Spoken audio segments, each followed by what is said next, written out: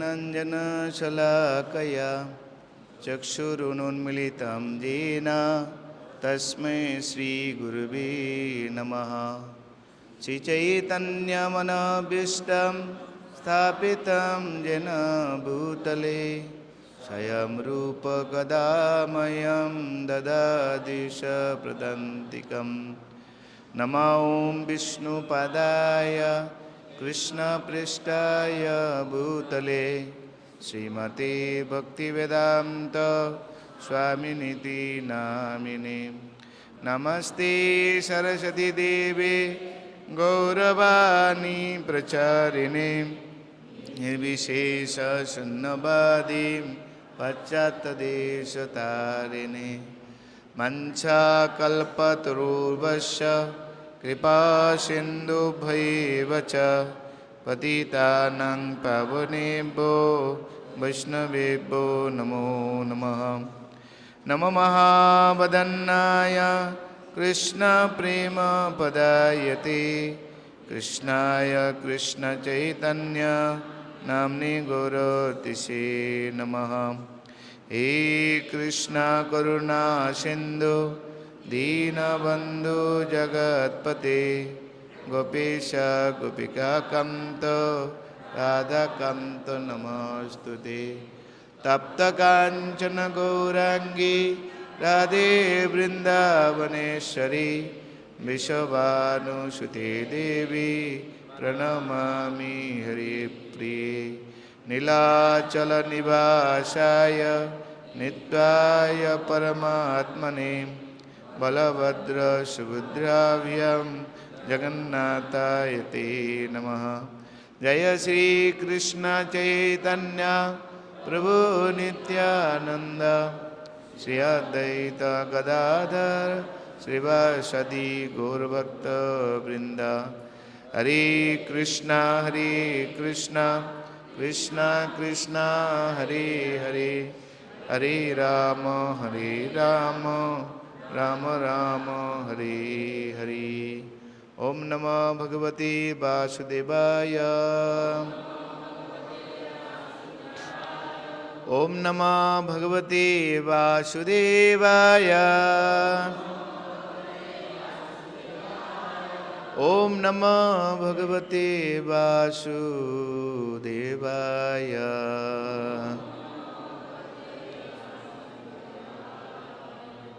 नमो विष्णुपदाय कृष्णपृष्ठाय भूतले श्रीमते जयपताका समन्विते नामिने नमाचार्यपदाय निताय कृपापदायिने गौरकथाधामदाय नगरग्रामदाय। हरे कृष्ण।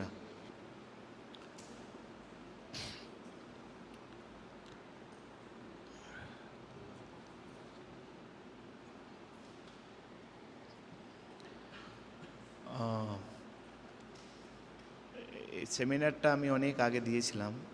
6টা পয়েন্ট বা 6টা নীতি রয়েছে। মন্দির আর সে কংগ্রিগেশন ভক্ত, মূল মন্দির তো এখানে রয়েছে, আর হচ্ছে আপনারা হচ্ছেন মন্দিরকে কেন্দ্র করে কংগ্রিগেশন ভক্ত। এই দুইয়ের মধ্যে মন্দিরের কিছু রেসিডেন্সিয়াল ডিভোটি থাকে, আর আপনারা হচ্ছেন গৃহস্থ ভক্ত। মন্দির আছে ফুল টাইম ভক্ত, আর আপনারা আছেন পার্ট টাইম ভক্ত। মন্দিরের পার্ট টাইম, মাঝে মাঝে এসে মন্দিরের সেবা করছেন, কিন্তু মন্দিরের কংগ্রিগেশন ফুল টাইম কংগ্রিগেশন ওইটা আলাদা। তো কংগ্রিগেশন আর মন্দির দুটোকে যদি সম্পর্ক মজবুত রাখতে হয়, তার মধ্যে 6টা নীতি আপনাকে অবলম্বন করতে হবে।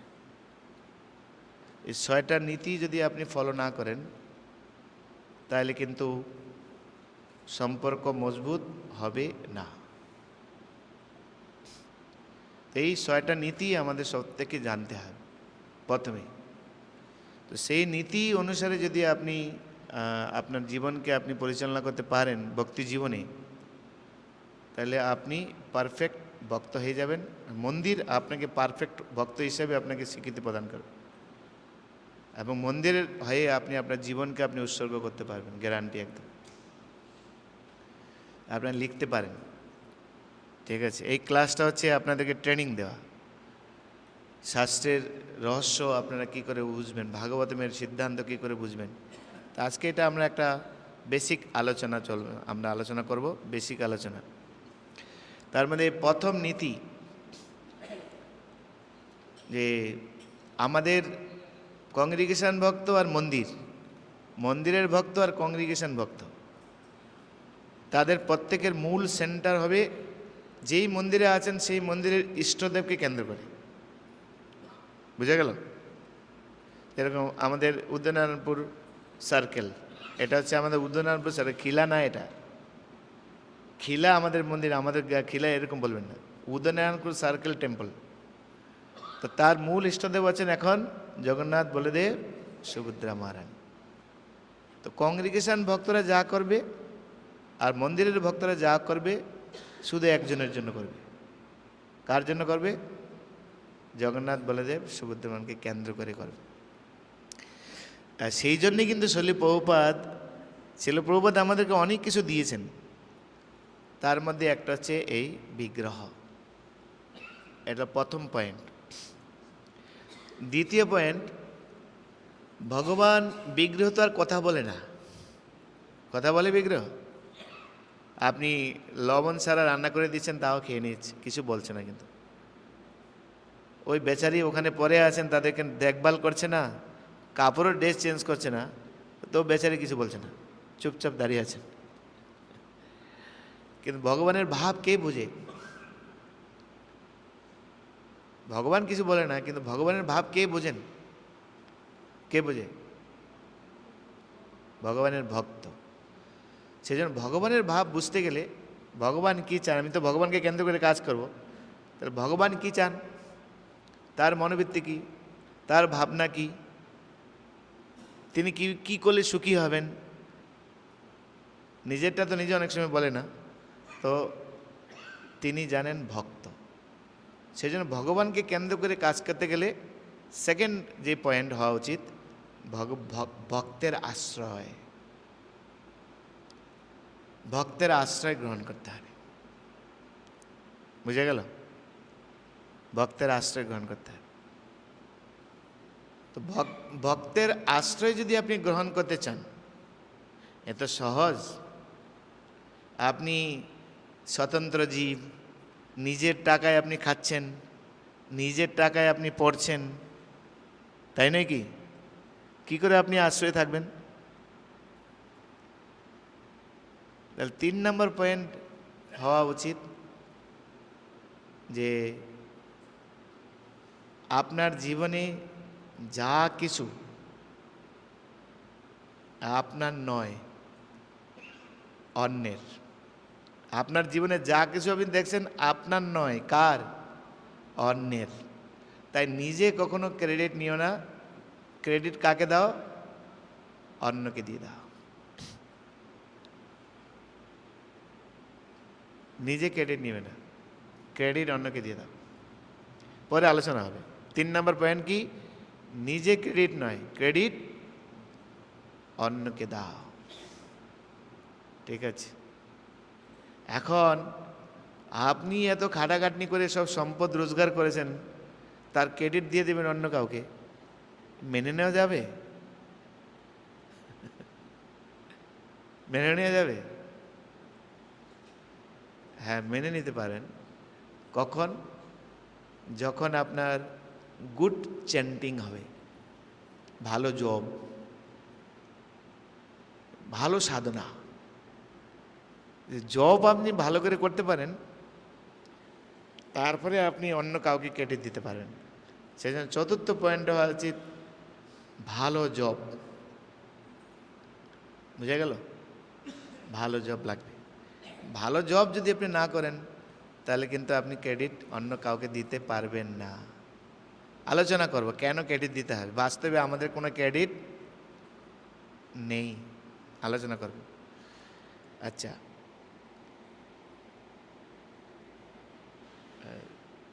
মাঝখানে একটা পয়েন্ট ছেড়ে গেছি, মনে পড়ছে না, ওইটা আমি বের করে নিচ্ছি।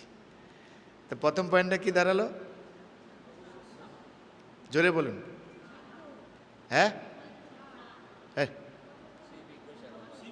ভগবানকে কেন্দ্র করে সব কিছু করা। আমাদের সব কিছু কার্যকলাপের কেন্দ্র কে থাকবে? ভগবান। অর্থাৎ আমরা যে যে মন্দিরে রয়েছি সেই মন্দিরের ইষ্টদেব আছেন আমাদের সব কিছুর মূল। বুঝে গেল? এটা হচ্ছে প্রথম পয়েন্ট। আমাদের এই যে আমরা একটা ভক্ত গোষ্ঠী না, মানে কংগ্রিগেশন টিম, এটা মন্দির আর আছে গৃহস্থ ভক্ত, একটা টিম। দ্য টিমের মূল কেন্দ্র কে থাকবে? ভগবান। কোন ভগবান? যে যে মন্দিরে আছেন সেই ভগবান। যদি মায়াপুরে থাকি আমরা রাধা মাধব, কলকাতা থাকলে রাধা গোবিন্দ, যদি আপনি থাকেন বম্বে তাহলে রাধা রাসবিহারী, যদি আপনি বৃন্দাবনে থাকেন রাধা শ্যাম সৌন্দর্য, যদি হলদিয়া থাকেন রাধা পার্থসারথী, যদি আপনি এগরাতে যান রাধা শ্যাম সুন্দর, যদি মেদিনীপুর টাউনে যান আপনি কি জানেন? রাধা গোবিন্দ। এক এক জায়গায় এক একজন রয়েছেন। আর যদি আমরা তার কিছুদিন আমরা এই মন্দির যখন সাবলীলভাবে চলবে তারপরে আমরা হাত দিব রাধা গোপীনাথ। তো গোবিন্দ গোপীনাথ আর এক জায়গায় মদন মোহন করব। গীতা করছে গোবিন্দ গোপীনাথ মদন মোহন। ঠিক আছে? তো এখন ভগবান তো সব জানেন না, বলেন না আমাদেরকে, ভগবান আমাদেরকে সব বলেন না খুলে। ভক্ত কিন্তু ভগবানের মর্ম বুঝেন। তার দ্বিতীয় পয়েন্ট কি? ভক্তের আশ্রয়। তো ভক্তের আশ্রয়, তো ভক্তের আশ্রয় কখন হওয়া সম্ভব? যখন আপনি নিজে ক্রেডিট না নিয়ে অন্যকে ক্রেডিট দেবেন, তাহলে দেখবেন আপনার জীবনে ভক্তের ভূমিকা অনেক। তাই ক্রেডিট নিজে নিও না। ক্রেডিট 3 নম্বর পয়েন্ট কি? ক্রেডিট নিজে নিব না। ক্রেডিট কাকে দেব? অন্য কাউকে দেব। আমি নিজে ক্রেডিট নেব না। 4 নম্বর পয়েন্টটা, মানে 5 নম্বর লিখেছি জব না, আগের আরেকটা পয়েন্ট আছে 4 নম্বর। এই তিনটে যদি আমরা সফল করতে চাই, কৃষ্ণকে কেন্দ্র করে কাজ করা, ভক্তের আশ্রয়ে থাকা, ক্রেডিট অন্যকে দেওয়া, এই তিনটে যদি কাজ করতে চাই তাহলে আমাদের মধ্যে একটা কোঅপারেশন থাকা দরকার। একে অপরের সঙ্গে কোঅপারেশন, সহযোগিতা, একে অপরের সাথে সহযোগিতা ভাব। এটা হলো আপনার 4 নম্বর পয়েন্ট। আর 5 নম্বর পয়েন্ট, এই 4টা পয়েন্টকে যদি সার্থক করতে হয়, যদি 4টা পয়েন্টকে বাস্তবে আপনি রূপদান করাতে চান, তাহলে আপনার গুড চ্যান্টিং লাগবে, ভালো জব করতে হবে আপনাকে। কিচিরমিচির জব না, ভালো জব। ভালো জব মানে সকালবেলা মঙ্গল আরতির আগেই আপনার 8 মালা জব হয়ে যাবে। 16 মালা জব করতে পারলে আরও ভালো। যদি তা না করতে পারেন, কমপক্ষে মঙ্গল আরতির পরে এক জায়গায় বসে 16 মালা জব করা। যে তা না পারেন, কমপক্ষে 50% শেষ করা, 50%। আর বাকি 50% জব করব এক জায়গায় বসে, নো আদার থিং। যখন জব তখন জব, যখন জব করব না তখন অন্য সেবা করব। A good chanting. আর সব শেষে রয়েছে কংগ্রিগেশন টিমের মধ্যে যত্নশীলতা, কেয়ার, যত্নশীলতা, একে অপরকে যত্ন করবে। আর এই যত্নশীলতা 4 প্রকারের রয়েছে। শারীরিক যত্ন, সামাজিক যত্ন, মানসিক যত্ন, আধ্যাত্মিক যত্ন। ঠিক আছে? কয় প্রকার যত্ন? 4 প্রকার। একটা হচ্ছে শারীরিক, একটা হচ্ছে মানসিক, আর একটা হচ্ছে সামাজিক, আর একটা হচ্ছে আধ্যাত্মিক। 4 প্রকার কেয়ার। এই 6টা নীতি যদি মন্দিরের ভক্ত আর কংগ্রিগেশন ভক্ত উভয়ের মধ্যে যদি সংযোগ হয়, স্থাপন হয়, তাহলে 100% আমাদের মধ্যে ইউনিটি খুব চাঙ্গা থাকবে। এখন মন্দির উজ্জ্বলতা প্রাপ্ত হবে, মন্দিরের মধ্যে উজ্জ্বলতা প্রাপ্ত হবে। তা নাহলে মন্দিরের মধ্যে ওই একে অপরকে শুধু চুল ছিলাছিলি চলবে, ঝগড়াঝাড়ি চলতে থাকবে। যেরকম প্রথম পয়েন্ট, প্রভুপাদ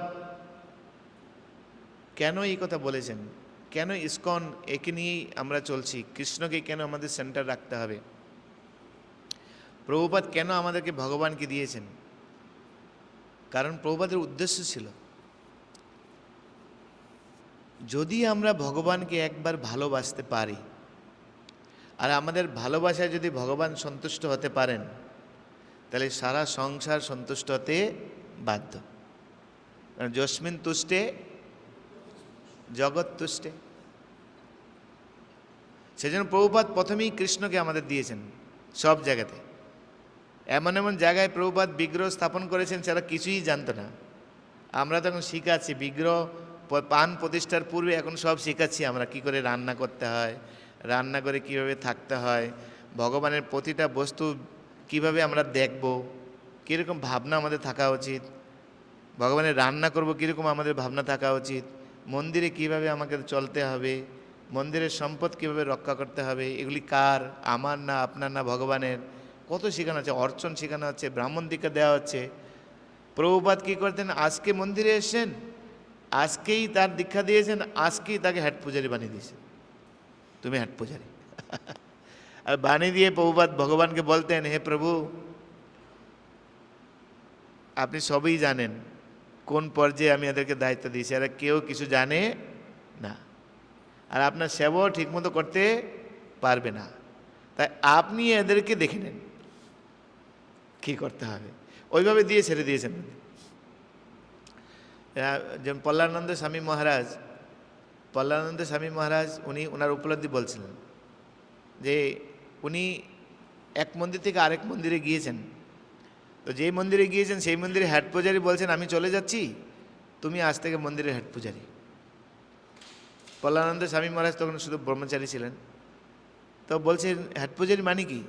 আর মানে কি, এর পুজো দিবে, ভগবানের ভোগ লাগাবে, একটু আর আরতি করতে হবে। প্রথমে ধূপ দেখাবে, তারপরে দীপ দেখাবে, তারপরে শঙ্খ দেখাবে, তারপরে রুমাল দেখাবে, তারপরে ফুল দেখাবে, তারপরে চামড় দেখাবে, তারপরে পরে পাখা দেখিয়ে শঙ্খের ফু দিবে, বা শেষ। তো উনি তো প্রথম ঢুকেছেন, জানেন না, অর্চন কুছ করেননি, কিছু করেননি, কেউ বলেও নি। তাই প্রথমে ধূপ দেখাচ্ছেন, ধূপ দেখাতে দেখাতে দেখাতে দেখাতে দেখাতে যতক্ষণ না পর্যন্ত নিভে কালো ধোঁয়া বেরোচ্ছে ততক্ষণ পর্যন্ত দেখাচ্ছেন। যে নিভে গেছে ফেলে দিয়েছেন। এবার প্রদীপ নিয়েছেন, প্রদীপ জ্বালিয়েছেন, প্রদীপ জ্বালিয়ে প্রদীপ দেখাচ্ছেন দেখাচ্ছেন দেখাচ্ছেন দেখাচ্ছেন, পুরো তেল শেষ হয়ে পুরো শোলটা পুড়ে যখন কালো ধোঁয়া বেরোচ্ছে তখন বন্ধ করেছেন। তো শঙ্খের জল দিয়ে দেখাচ্ছেন দেখাচ্ছেন, যতক্ষণ না শঙ্খের জল শেষ হচ্ছে ততক্ষণ পর্যন্ত শঙ্খ দেখিয়েছেন। আর রুমাল ঝুলাতে ঝুলাতে যখন না হাত ব্যথা হয়েছে ততক্ষণ পর্যন্ত দেখাচ্ছেন যে হাত ব্যথা আছে, এবারে আরেকটা নেই।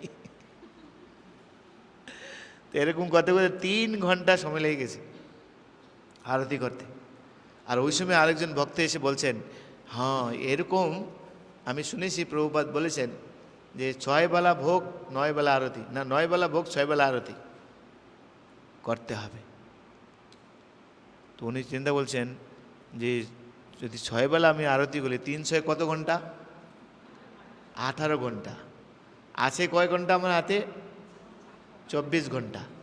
24 ঘন্টার মধ্যে 18 ঘন্টা গেলে কয় ঘন্টা? 6 ঘন্টা। তা 6 ঘন্টায় কী করবো আমি?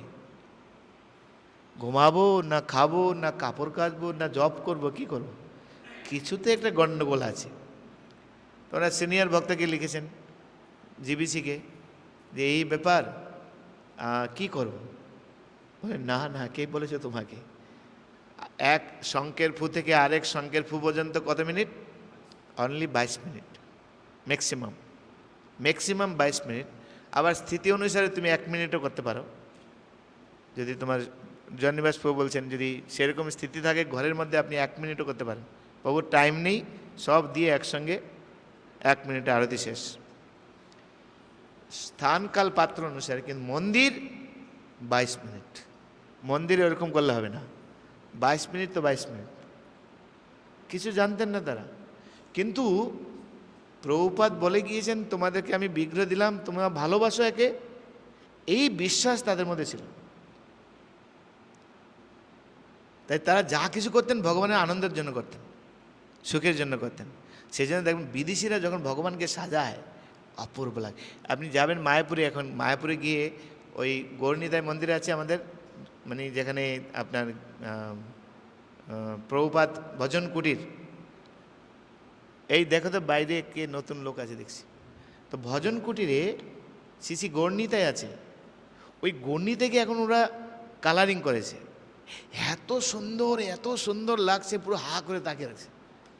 আর বড় মন্দিরে যত মানে বিগ্রহ হচ্ছে না, বড় মন্দিরের জন্য বিগ্রহ বিগ্রহ না, কিছু কিছু মূর্তি তৈরি করা আছে বিভিন্ন জায়গায় বসানোর জন্য, এত সুন্দর তারা তৈরি করছে কল্পনা। কেন এই যে আর্টগুলি দেখেছেন, আর্ট এই যে আমাদের বইয়ের মধ্যে পিকচার, সব ভক্তরা করেছেন, এইসব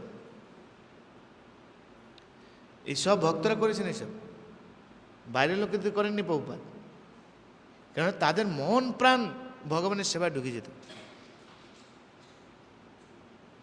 সান ফ্রান্সিসকোতে প্রভুপাদ জগন্নাথ বলদেব সুভদ্রা মহারানী প্রথম বিগ্রহ স্থাপন করেছেন।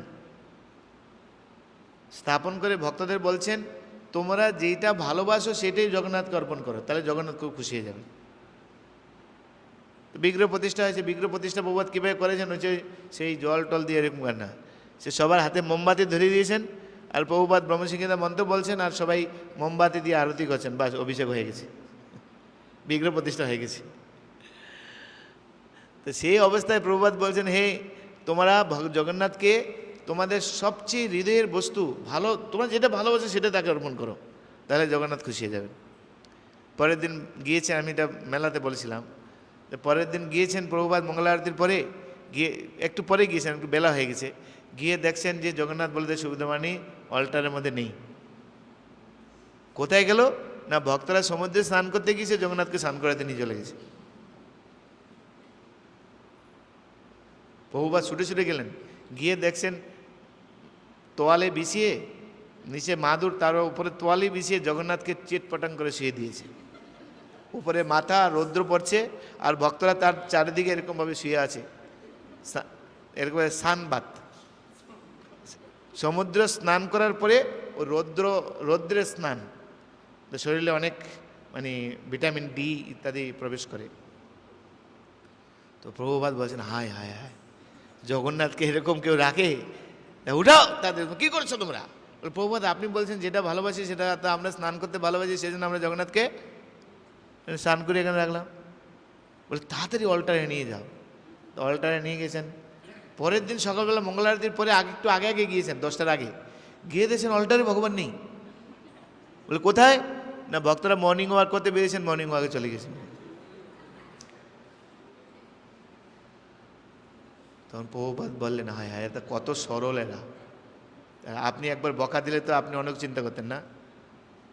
কিন্তু প্রভুপাদ একটা জিনিস দেখেছেন, যে কমপক্ষে আমার কথাতে ওদের বিশ্বাস আছে, আর ওরা সেটাই করছে, ওদের যেটা ভালো লাগছে, তার মানে এরাই ভগবানকে সেবা করতে পারবে।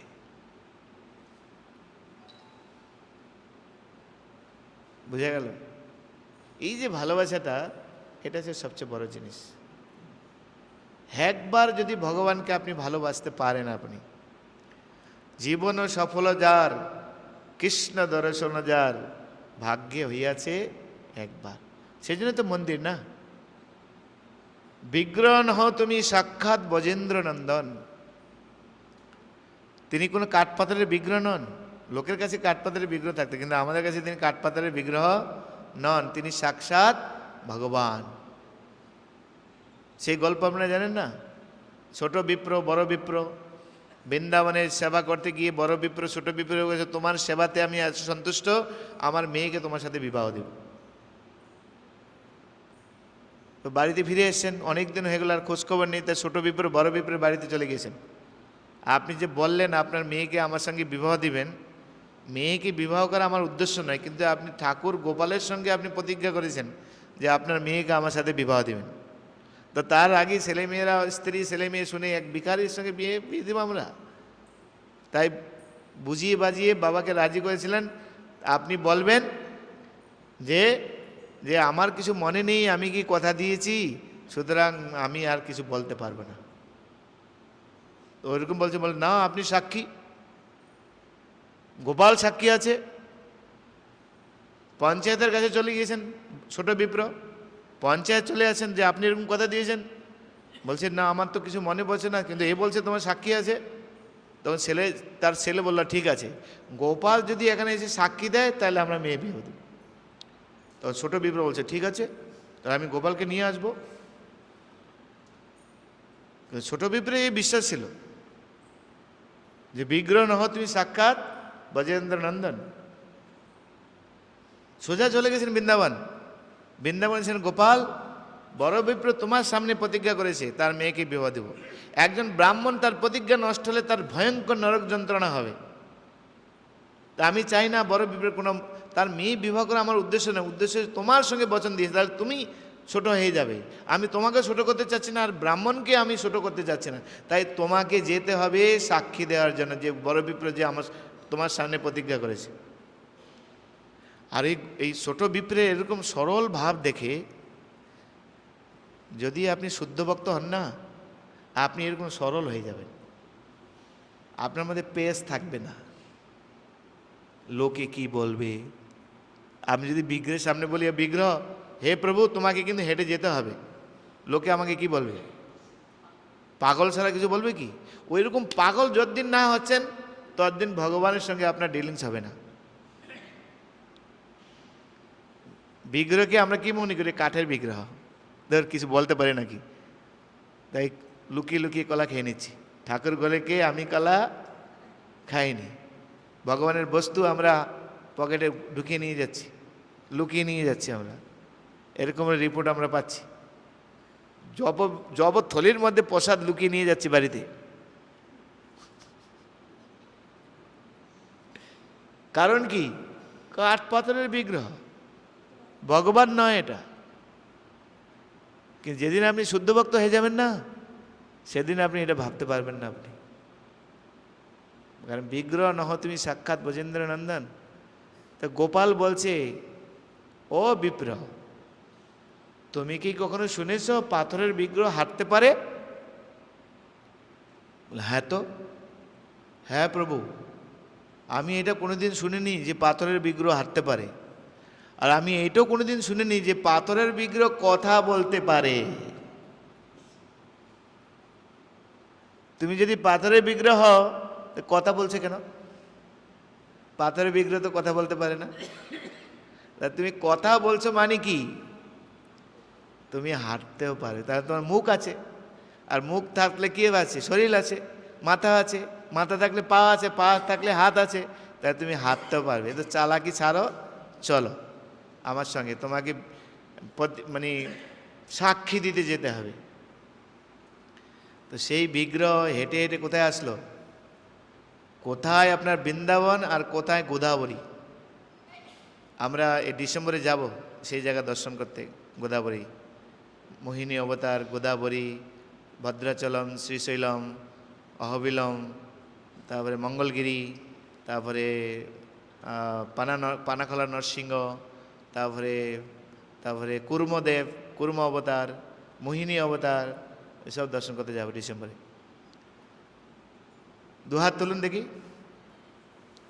ওনাকে জাগান, ওই যে উনি ঘুমাচ্ছেন, উঠুন, আপনি উঠুন। এই ক্লাসটা ঘুমানোর জন্য নয়, উঠুন, আপনি উঠুন, দাঁড়ান, চোখে জল দিয়ে আসুন, কি যান, ওখানে যান। মনে রাখবেন, ভাগবত ক্লাসে যদি কেউ ঘুমায়, আধ্যাত্মিকভাবে সে পুরোপুরি দুর্বল, স্পিরিচুয়ালি পুরোপুরি দুর্বল সে।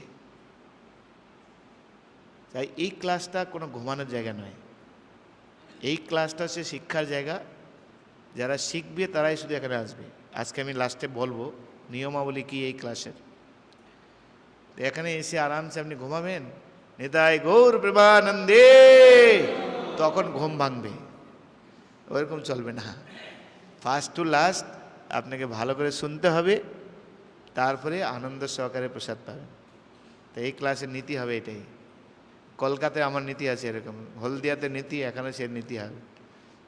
এই ক্লাসটা শুধুমাত্র শ্রবণ করার জন্য, যারা শ্রবণ করতে চায়, এগোতে চায়, শুধু তাদের জন্য, সবার জন্য নয়, ঠিক আছে? পাঠচক্র ক্লাস সবার জন্য, কিন্তু এই ক্লাসটা শুধু ট্রেনিং দেওয়ার জন্য। এখান থেকে আপনি তৈরি হবেন, এখান থেকে তৈরি হয়ে আপনি আপনার এলাকায় গিয়ে আপনি প্রচার করবেন, এটা হচ্ছে মেন জিনিস। সেজন্য মাঝে মাঝে আপনি, আজকে প্রথম দিন তো হয়তো আপনাদের আলোচনা আছে, মাঝে মাঝে দুহাত তুলতে বলবো, মানে বুঝতে পারবেন কেউ ঘুমাচ্ছে। ঠিক আছে? তো গোপাল সে বৃন্দাবন থেকে বলে, ঠিক আছে তুমি আমাকে প্রতিদিন 100 চালের অন্ন আমাকে ভোগ লাগাবে, আর এটা খাবো, আমি হাঁটবো তোমার সাথে। এই রুটি টুটির কথা আর মুড়ি টুড়ির কথা বলেননি কিন্তু, পুরো অন্ন ভোগ লাগে। গোপাল অন্ন খায়, মুড়ি খায় না। আপনারা দেখি সব মুড়ি খান, তাই না? এক এক জায়গায় এক এক কালচার আছে, তাই না? তো অন্ন খেয়ে গোপাল হাঁটছেন, হাঁটতে হাঁটতে হাঁটতে হাঁটতে গোদাবরী এখানে যেখানে কবুর বলে জায়গা, সেই স্থানে যখন এসছেন, তো এসে আর অল্প একটু বাকি আছে, 1.5-2 কিলোমিটার রাস্তা বাকি আছে ওখানে যাওয়ার জন্য। তো চরণ ধ্বনি আর শোনা যাচ্ছে না, নূপুরের শব্দ আর পাওয়া। তো ছোট বিপুর ভাবছি, ভগবান তো খুব চালাক, কখন যে কি করে এই যে বিল্বমঙ্গলে হাত ধরলো আবার ছেড়ে নিয়ে চলে গেল, তাই না? কখন যে কি চালাকি করে বোঝা দরকার নেই। যে আছে তো ঠাকুর আমার সঙ্গে আছে তো। আবার বলছে তুমি যদি হাঁটবে পিছনে তাকাতে পারবে না, যেখানে তুমি তাকাবে আমি সেখানে দাঁড়িয়ে যাবো। কিন্তু ভয়েও তাকাতে পারছে না, কিন্তু আবার চিন্তা করছে মাত্র 1 কিলোমিটার আছে, এখানে যদি দাঁড়িয়েও যায় আমি ওকে ধরে নিলাম, নাহলে যদি আমি এমনি গিয়ে বলি গোপাল চলে এসে আমি তারপর দেখি গোপাল নেই, তাহলে মান সম্মান সব যাবে। তাই একবার ফিরে তাকায় দেখি আছে কিনা, যেই ফিরে তাকিয়েছেন গোপাল ওখানেই দাঁড়িয়ে গেলেন। সেই থেকে ও গোপালের নাম হয়ে গেল কি, সাক্ষী গোপাল। আর বিগ্রহ চলে এসছে, এই কথা যখন পঞ্চায়েত প্রধান শুনলেন, দৌড়িয়ে আসলেন, ছুটে আসলেন সমস্ত জনগণকে নিয়ে। সে বিপ্র ছুটে আসলেন, সবাই ছুটে আসলেন, এসে দেখতে সেই গোপাল, এই গোপাল, সেই গোপালই এটা। বড় বিপ্র বলছেন, হ্যাঁ আমি এই বিগ্রহের সামনেই প্রতিজ্ঞা করেছিলাম, হে প্রভু আপনি চলে গেছেন। কোনো কথা নাই, মেয়েকে বিবাহ দিয়ে দিলেন। কৃষ্ণ বিবাহ করতে বেশি ভালোবাসে তো, 16,108টা বিবাহ করেছেন, তার বিবাহকে বেশি সাপোর্ট করে। আর জগন্নাথও এরকম আছেন, বিবাহ খুব পছন্দ করেন, সেই জন্য জগন্নাথের সামনে সব বিবাহ হচ্ছে এখন মায়াপুরে, যা কিছু বিবাহ হয়। তারপর বলার তাৎপর্য দেখুন, বহু ঘটনা রয়েছে। আর এই গোপালেই রাজা প্রতাপরুদ্রের স্ত্রী, ওনাকে প্রতাপরুদ্র না, পুরুষোত্তম দেব তার স্ত্রীকে একটা হীরের নলক দিয়েছিলেন ম্যারেজ ডেতে। আর ভক্তদের স্বভাব কি, যখন কোনো ভালো বস্তু পাওয়া যায় আগে ভগবানের কথা চিন্তা করে। যখনই আমরা কোনো ভালো বস্তুর কথা পাবো কার কথা চিন্তা করব, ভগবানের কথা চিন্তা। কিন্তু যারা অভক্ত ভালো বস্তু দেখে তারা আগে লোভায়, এইটা আমি রাখবো। সেই জন্য ওই ধরনের লোকদেরকে কখনো পূজারি ডিপার্টমেন্টে ঢুকানো যাবে না, যাদের এই খাওয়ার প্রতি লোভ আছে। কেন ভগবানের ভ্যারাইটি যখন বস্তু রান্না হবে, তো ওরা যদি ভোগ লাগাতে যায়, যদি দেখে হ্যাঁ এইটা আমি ভোগ লাগিয়ে লুকিয়ে রেখে দেবো, বাস অপরাধ হয়ে গেল। আর এই অপরাধে একদিন ভগবত সেবা থেকে বঞ্চিত হয়ে যাবে, ও ছিটকে পালিয়ে যাবে, 100% গ্যারান্টি। কিন্তু ওই ধরনের লোকদেরকে পূজারি ডিপার্টমেন্টে দেওয়া যাবে না, ঠিক আছে? তো ভক্ত সাধারণত ভগবানের সুখের জন্য চেষ্টা করে, যত ভালো করুক ভক্তরা মনে করে যে আমি আজকে ভালো করতে পারলাম না, আরও ভালো হওয়া উচিত ছিল, তাই না? রাধিকার পক্ষ অন্য বিবিধ ব্যঞ্জন, পরম আনন্দে কৃষ্ণ করেন ভোজন। পরম আনন্দে কৃষ্ণ পান। তা আমি জানি না, মাঝে মাঝে আমরা খেলে দেখি লবণ নেই, কিন্তু ভগবান কিছু বলেন না, খেয়ে নেন। তা আমাদের বলা উচিত নাকি, না বলে শিখবে কি করে? কেন পূজারি তো নিয়ম আছে, খেতে পারবে না, এই আজকে এটাতে আপনি লবণ দেননি, খেয়ে দেখুন, টেস্ট করে দেখুন, আমাদেরকে বলতে হয় মাঝে মাঝে। কিন্তু রাধারানী এরকম রান্না করতেন, সেই রান্না কৃষ্ণ পরম আনন্দে ভোজন করেন। আমি অত রান্না করতে পারছি না, তেল বাসছে উপরে, কি হয়ে গেল আজকে, তাই না? তো সেই জন্য যদি ভাব শুদ্ধ থাকে না, সুন্দর হয়ে যাবে সব কিছু। নলক দিতে গিয়েছেন ঠাকুরকে, সাক্ষী গোপালকে, ঠাকুরকে জিজ্ঞাসা করছেন, যাও তো দেখো ভগবানের নাকে ফুটো আছে কিনা। গিয়ে দেখছেন ফুটো নেই, মনের দুঃখে চলে আসলেন। রাত্রিবেলা স্বপ্নে এসছেন, বলছেন, হেই শোনো, তুমি জানো না, ছোটোবেলা মা আমাকে ফুটো করে দিয়েছিল, যশোদা মা, আমার নাকে ফুটো আছে, তুমি যেই বস্তু দিতে চেয়েছিলে দাও, নিয়ে আসো, কালকে সকালে নিয়ে আসো আমার কাছে। ঘুম থেকে উঠে তো থতমত করে তাড়াতাড়ি গিয়েছেন, সঙ্গে সঙ্গে গিয়েছেন, পূজারি দেখো, তুমি ভালো করে দেখো ভগবানের নাকে ফুটো আছে। গিয়ে দেখলে সত্যিই ফুটো আছে, কিন্তু আগের দিন দেখছি ফুটো নেই। বুঝে গেল? তাহলে কি সাক্ষাৎ ভগবান, বিগ্রহ নও। সেই জন্য যেহেতু তিনি সাক্ষাৎ ভগবান, আর ভগবান যদি আপনার সাক্ষাতে চলে আসে, আপনার কীভাবে চলা উচিত, কি করা উচিত? আপনার সর্বস্ব তাকে সমর্পণ করা উচিত। প্রভুপাদ এই জন্য বিগ্রহ স্থাপন করেছেন, যদি আমরা ভগবানের সঙ্গে একটা সম্পর্ক স্থাপন করতে পারি, আমাদের জীবনের কল্যাণ সাধন হবে। আফ্রিকাতে পূজারী দুপুরবেলা মধ্যাহ্ন ভোগ লাগিয়ে পুজো করছেন, আর ওই সময় ডাকাত দল ঢুকে গিয়েছে ডাকাতি করার জন্য মন্দিরে, আর সবার মাথায় পিস্তল। এবার পূজারীর মাথায় পিস্তল ধরে, এই দাঁড়াও এখানে, দেখছো না তুমি আমি কি করছি? বলে কি করছো? বলে আমি ভগবানের পুজো করছি। বলে এটা কে? He is god. যে বলছে গড, তখন ডাকাত হাসতে শুরু করে দিয়েছে। হাসছো কেন? বলে দেখো, আমরাও কালো আর আমাদের গডও কালো, তার মানে গড আমাদেরকে পছন্দ করেন। তো ওনার কৌতূহল বসে বসে, পাশে এটা কে? হোয়াইট। পূজারি চিন্তা করছে রাধারানী বলবো কি করে, রাধারানী বললে কি বুঝবে, এসব না বলে পূজারি বলে দিয়েছে হি ইজ গড গার্লফ্রেন্ড। যখন বলছে গার্লফ্রেন্ড, ও ডাকাতেরা তো আরো হাসতে শুরু করে দিয়েছেন। হেসে হেসে সবাই বলছে, এই সবাই এখানে আসো, আজকে এখানে আমরা ডাকাতি করবো না। কেন না? ব্ল্যাক গড হোয়াইট গার্লফ্রেন্ড, খুব ভালো জুরি, আজকে আমরা এত আনন্দ পেয়েছি, এখানে আজকে আর কোনো ডাকাতি করবো না। দেখুন বিগ্রহের কত দাম, ডাকাতের মনেও পরিবর্তন হয়ে গেল। আর কিন্তু আমরা কত বাজে লোক, আমাদের মন পরিবর্তন হয় না। কেন? ভগবানকে ভালোবাসি না। আমরা সবাই নিজের স্বার্থের জন্য কাজ করছি। যেহেতু নিজের স্বার্থের জন্য আমরা ভগবানের সেবা করছি, সেই জন্য ভগবান যে এখানে আছেন উপলব্ধি আমাদের হবে না। যদি সাক্ষাৎ ভগবান আছেন, তাহলে আপনার উপলব্ধি হওয়া উচিত।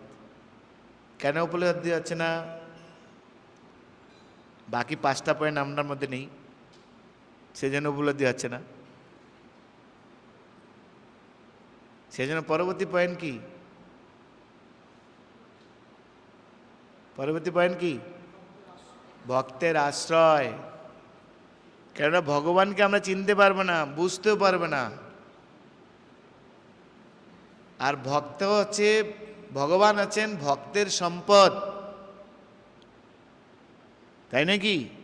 যেরকম ভগবান বলেন, কি গানটা আছে না, গঙ্গার পরশ হইলে পশ্চাতে পাবন, দর্শনে পবিত্র কর এই তোমার গুণ। তোমার হৃদয়ে সদা গোবিন্দ বিশ্রাম, গোবিন্দ কহে মম বৈষ্ণব প্রাণ। ভক্তের হৃদয়ে সদা গোবিন্দের বিশ্রাম, আর গোবিন্দ কহেন মম বৈষ্ণব প্রাণ।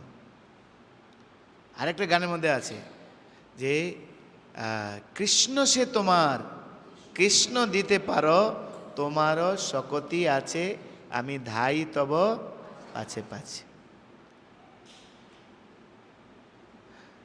সেজন্য ভগবান কি চান, ভগবানের মুড কি, কি তিনি পছন্দ করেন, এটা তো আমরা জানি না। শাস্ত্র আছে, কিন্তু শাস্ত্র পড়ে কয়জন আমরা বুঝতে পারছি? শাস্ত্র পড়ে কয়জন আমরা বুঝতে পারবো না। সেই শাস্ত্র যখন ভক্তদের মুখ থেকে আমরা শুনি, তখন তার মাধুর্য আলাদা, তারা বুঝিয়ে বুঝিয়ে আমাদেরকে বলেন। সেই জন্য ভগবানকে যদি জানতে হয়, ভগবানের যদি মনের ভাব বুঝতে হয়, তাহলে ভক্তের আশ্রয়ে আপনাকে থাকতেই হবে। আশ্রয় লইয়া ভজ শ্রী গুরু চরণ,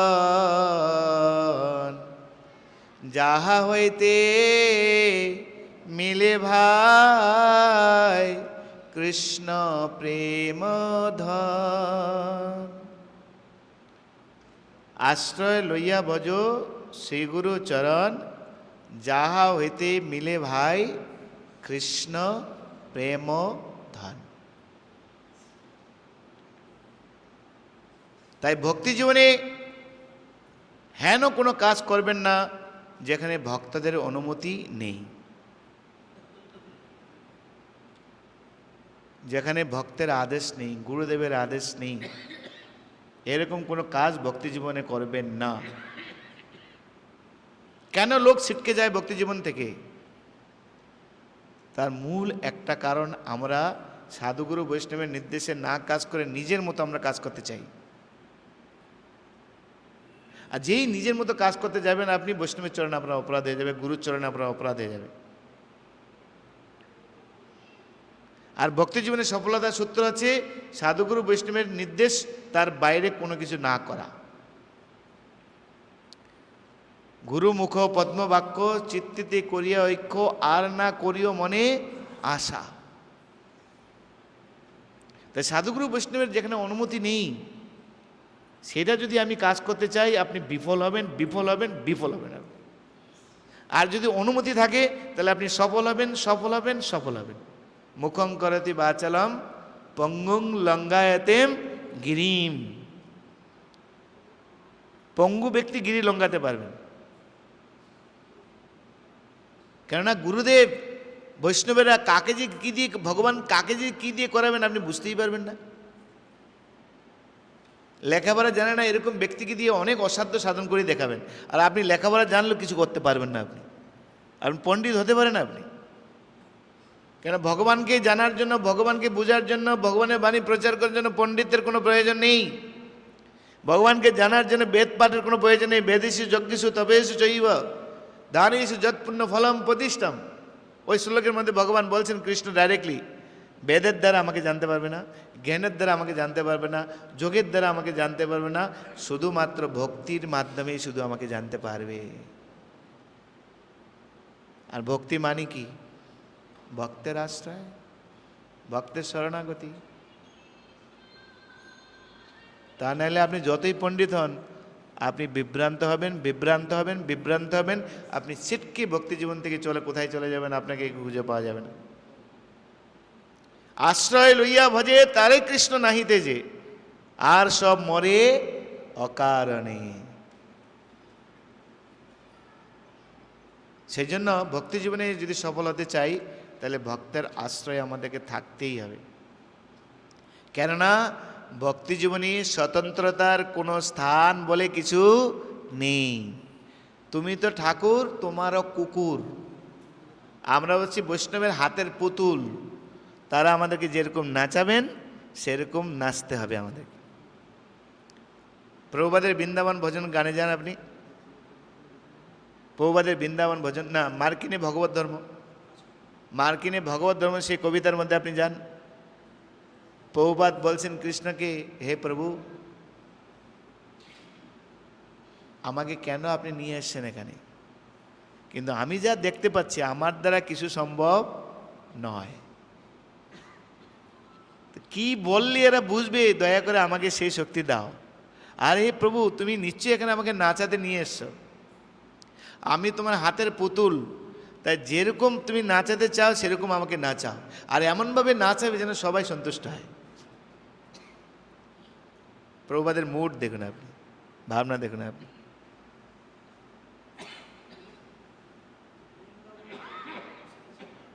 না, মার্কিনে ভগবত ধর্ম।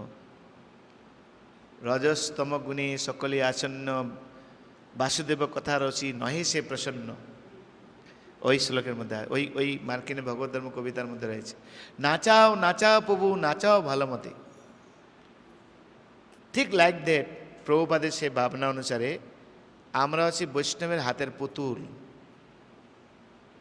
তারা আমাদেরকে যেরকম নাচাবেন সেরকম না। তারা কীরকম নাচাবেন? কৃষ্ণের জন্য নাচাবেন না, নিজের জন্য তারা নাচাবেন না কিন্তু, বা নিজের আত্মতুষ্টির জন্য তারা নাচবেন না। তারা কার জন্য নাচবেন? কৃষ্ণের জন্য নাচবেন। জগন্নাথ বলদেব সুভদ্রা মহারানীর জন্য নাচবেন।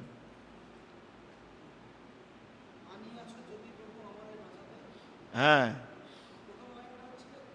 আনিয়ে আছো যদি প্রভু আমারে নাচাতে, নাচাও নাচাও প্রভু নাচাও সে মতে। কাষ্ঠের পুতুল যেটা, নাচাও সেই মতে। কাঠের পুতুল কি হয়?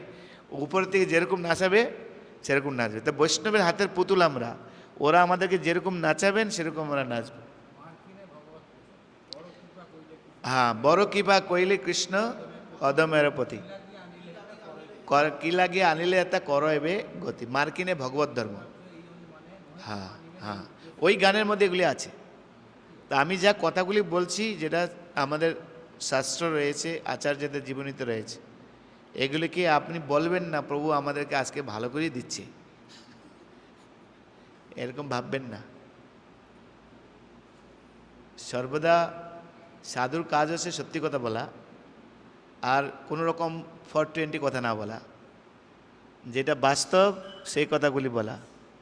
আর এর বাইরে যদি আপনি চলতে চান তাহলে আপনি বিপদে পড়বেন, গ্যারান্টি। যারা চলেছে তারা বিপদে পড়েছে, আপনি বিপদে পড়বেন। সেই জন্য কখনো স্বতন্ত্রভাবে কোনো কিছু চলা, কেননা ভক্তি জীবনে স্বতন্ত্রতার কোনো স্থান নেই। ভক্তি জীবন মানি হচ্ছে সাধুগুরু বৈষ্ণবের পরে নিজেকে সম্পূর্ণরূপে সারেন্ডার। যতক্ষণ না পর্যন্ত অঞ্জুর কৃষ্ণের কাছে সারেন্ডার করেছেন, তাকে গুরু বলে স্বীকার করেছেন, ততক্ষণ পর্যন্ত কৃষ্ণ কোনো একটা উপদেশই তাকে দেননি। তো যারা সারেন্ডার নয় তাদেরকে উপদেশ প্রাপ্ত হওয়ার কোনো যোগ্যতা তার নেই। তবে সাধুগুরু বৈষ্ণবরা তাকে কোনো উপদেশ দিবেন না। আর যারা শরণাগত তাদেরকে উপদেশ দেবেন, তাদেরকে যেচে গিয়ে বলবেন। আর যারা শরণাগত না তাদের কাছে দূরে থাকবে, এটা স্বাভাবিক। তো সেই জন্য এখানে আপনি বিচার করে দেখুন যে ভগবানের মুড আমরা জানি না, ভগবানের ভাবনা আমরা জানি না, কীভাবে কী পেলে ভগবান খুশি হবেন তাও আমরা জানি না। কে জানে? ভগবানের ভক্তরা জানে। তাই সেই ভক্তের আশ্রয়ে আমাদের জীবনকে অতিক্রম করতে হবে। তাই আশ্রয় লইয়া ভজ। এখানে যত ভক্ত আছি আমরা আশ্রয়ে থাকতে হবে বৈষ্ণবের। কোন বৈষ্ণবের আশ্রয়ে থাকবো? যারা ভগবানের জন্য সব কিছু করছেন, যারা কৃষ্ণের জন্য সব কিছু করছেন, যাদের নিজের কোনো স্বার্থ নেই, ইন্দ্রিয় তৃপ্তির কোনো স্বার্থ নেই।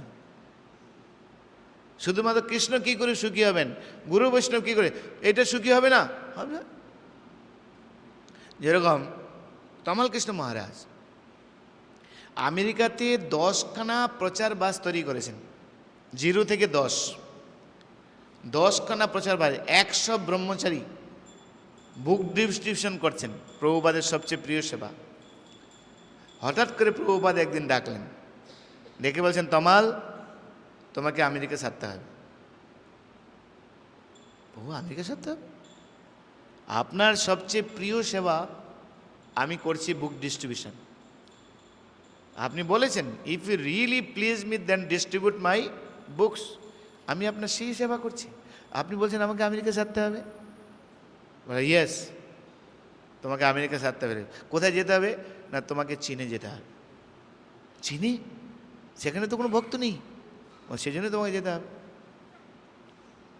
তখন প্রভুপাদ, আপনার চীনে যাওয়া আপনার জন্য সুখদায়ক না আপনার গ্রন্থ প্রচারটা বেশি সুখদায়ক?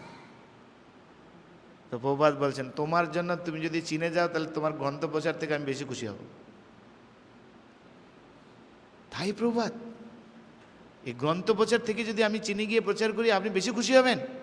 হ্যাঁ, ছাড়লাম আমেরিকা। বলুন কী করতে হবে? কালকে ভিসা করো, চলে যাও।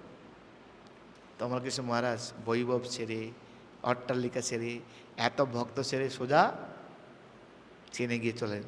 তমাল কৃষ্ণ মহারাজ যেন প্রথম চীনের প্রচারক। আজকে যে চীনে এত প্রচার হচ্ছে তার মূল কারণ হচ্ছে তমাল কৃষ্ণ মহারাজ। চলে গেল গুরু মাসকে, তাই তোমাকে মায়াপুরে যেতে হবে। সেখানে কোথায় কি থাকবে? কুড়ের ঘর, খাওয়ার দাওয়ার কিছু নেই। 2 বেলা গমের খুদ আছে না, গম, ভাঙ্গা গম, ওই গম সিদ্ধ করে খেতেন। বাথরুমে যেতেন, যেখানে চাল ছিল ওখান থেকে ইঁদুর পড়তো। আর বাথরুমে যেতে গিয়ে সাপ সাপ মাঝে মাঝে সাপ ডেঙ্গাতে হতো। বৃষ্টির দিনে কাদা পিছলি, কাদার মধ্যে সে ইট দিয়ে কাদা পেরিয়ে পেরিয়ে যেতে হতো।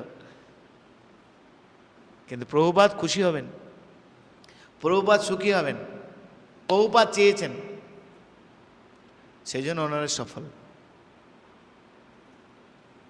তো ভক্তি জীবন মিনস সেখানে আমাদের স্বতন্ত্রতার কোনো স্থান নেই। সাধুগুরু বৈষ্ণব যেরকম আমাদেরকে বলবেন কৃষ্ণ সেবার জন্য, নিজের জন্য নয়।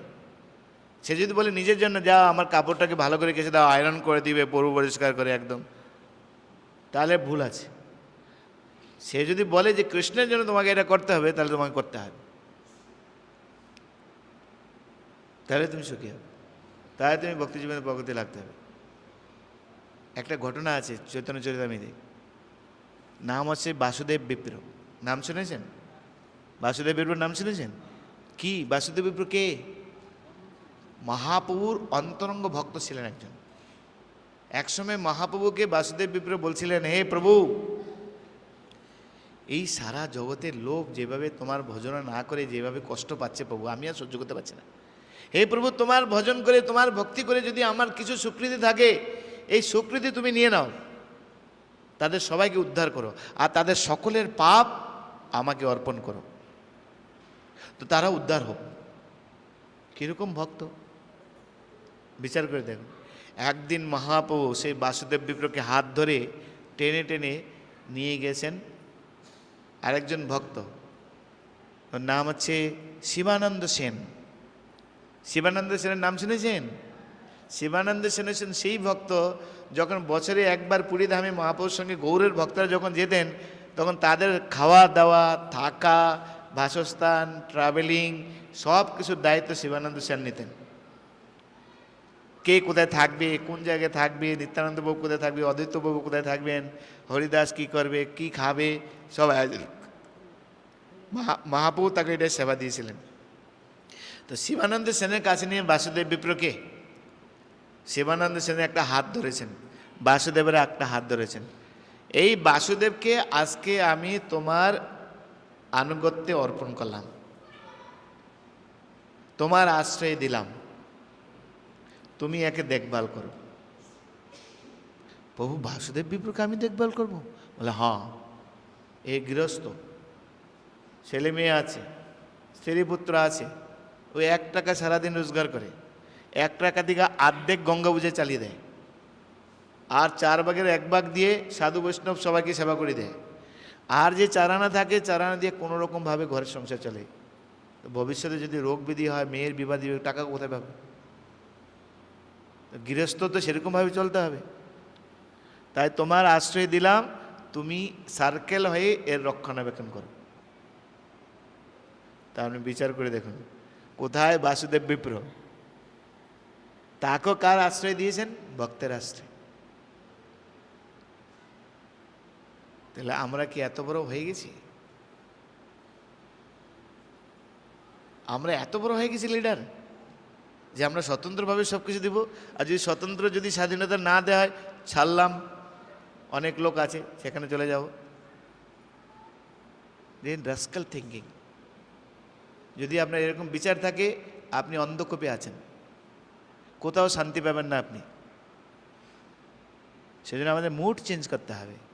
আমরা বৈষ্ণব, আমাদের উদ্দেশ্য নয় এখানে কর্তৃত্ব করব, আমাদের উদ্দেশ্য নয় এখানে মান যশ প্রতিষ্ঠার পিছনে দৌড়াবো, আমাদের উদ্দেশ্য নয় নিজের স্বার্থের জন্য এখানে কাজ করব। একদিন সব ছেড়ে ছুড়ে দিয়ে আমাদেরকে এখান থেকে বিদায় নিতেই হবে। আজ না হয় কাল, কাল না হয় পরশু, যেতেই হবে আপনাকে। তখন কেন কর্ম আমার সাথে যাবে, কিন্তু টাকা পয়সা মান যশ প্রতিষ্ঠা কিছু আপনার সাথে যাবে না। কি যাবে সঙ্গে? কর্ম। তাই এমন কর্ম করা উচিত আমাদেরকে, যাতে পরলোকে গিয়ে আমরা সুখ ভোগ করতে পারি।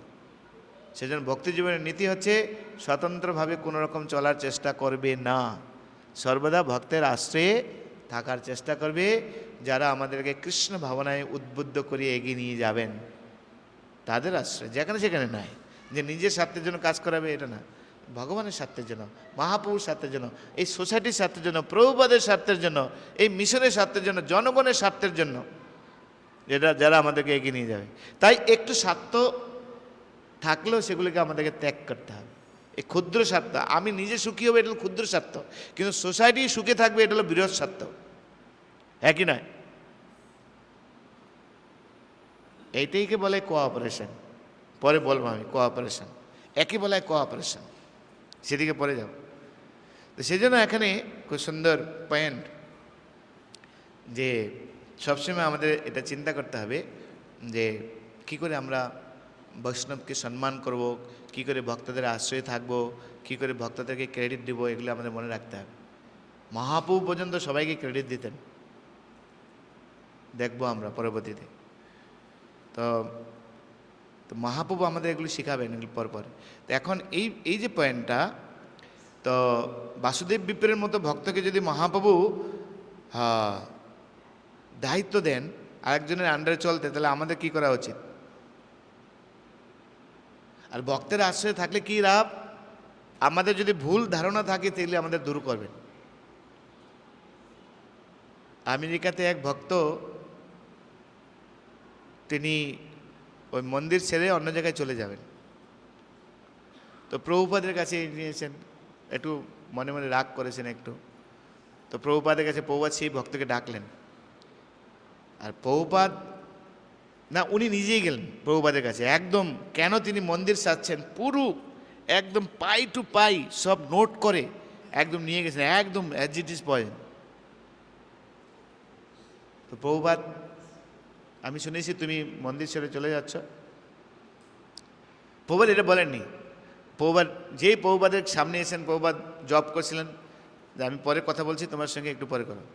তো প্রভুপাদ বললেন, আমি ভাবছি তোমাকে একটা বিশেষ দায়িত্ব নিতে হবে। বলে কি দায়িত্ব? তোমাকে এই মন্দিরের প্রেসিডেন্ট হতে হবে।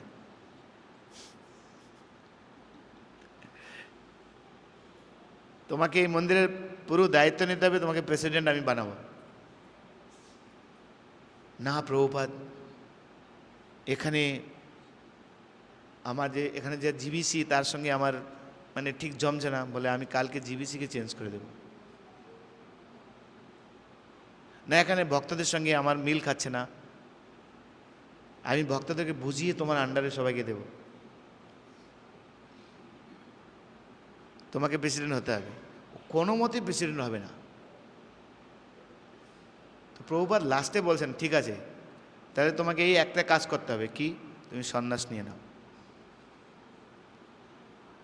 সন্ন্যাস নাও। যখন কোন কাজ করবে না, তাহলে কী করতে হবে? কোনো দায়িত্ব না নিলে কী করবে? সন্ন্যাসীর কোনো মন্দিরের দায়িত্ব থাকে না, সন্ন্যাসীর দায়িত্বটা আলাদা। তো তুমি তাহলে সন্ন্যাস নিয়ে নাও। বলে না প্রভুপাদ, আমার স্ত্রী আছে, আমার বাল বাচ্চা আছে। ও বাল বাচ্চাকে গুরুকুলে ভর্তি করে তোমার স্ত্রীকে আমি দেখে নেব, তুমি সন্ন্যাস নিয়ে নাও। আর প্রভুপাদ যখন এরকমভাবে ধরছে, না প্রভুপাদ কী করতে হবে তাহলে? প্রেসিডেন্ট হও। ঠিক আছে প্রভুপাদ, প্রেসিডেন্ট হল। ভক্ত জানেন কোনটা আমাদের জন্য হিত হবে, আমরা জানি না। পরবর্তীতে সেই ভক্ত অনেক উন্নতি করেছেন সেই জায়গা, ভক্ত জানেন সেটা। উড়িষ্যার ঘটনা, ভুবনেশ্বরের ঘটনা, গৌরগোবিন্দ স্বামী মহারাজকে প্রভুপাদ দায়িত্ব দিয়েছেন সমস্ত প্রভুপাদের গ্রন্থগুলিকে বাংলায় উড়িয়াতে ট্রান্সলেশন করতে হবে।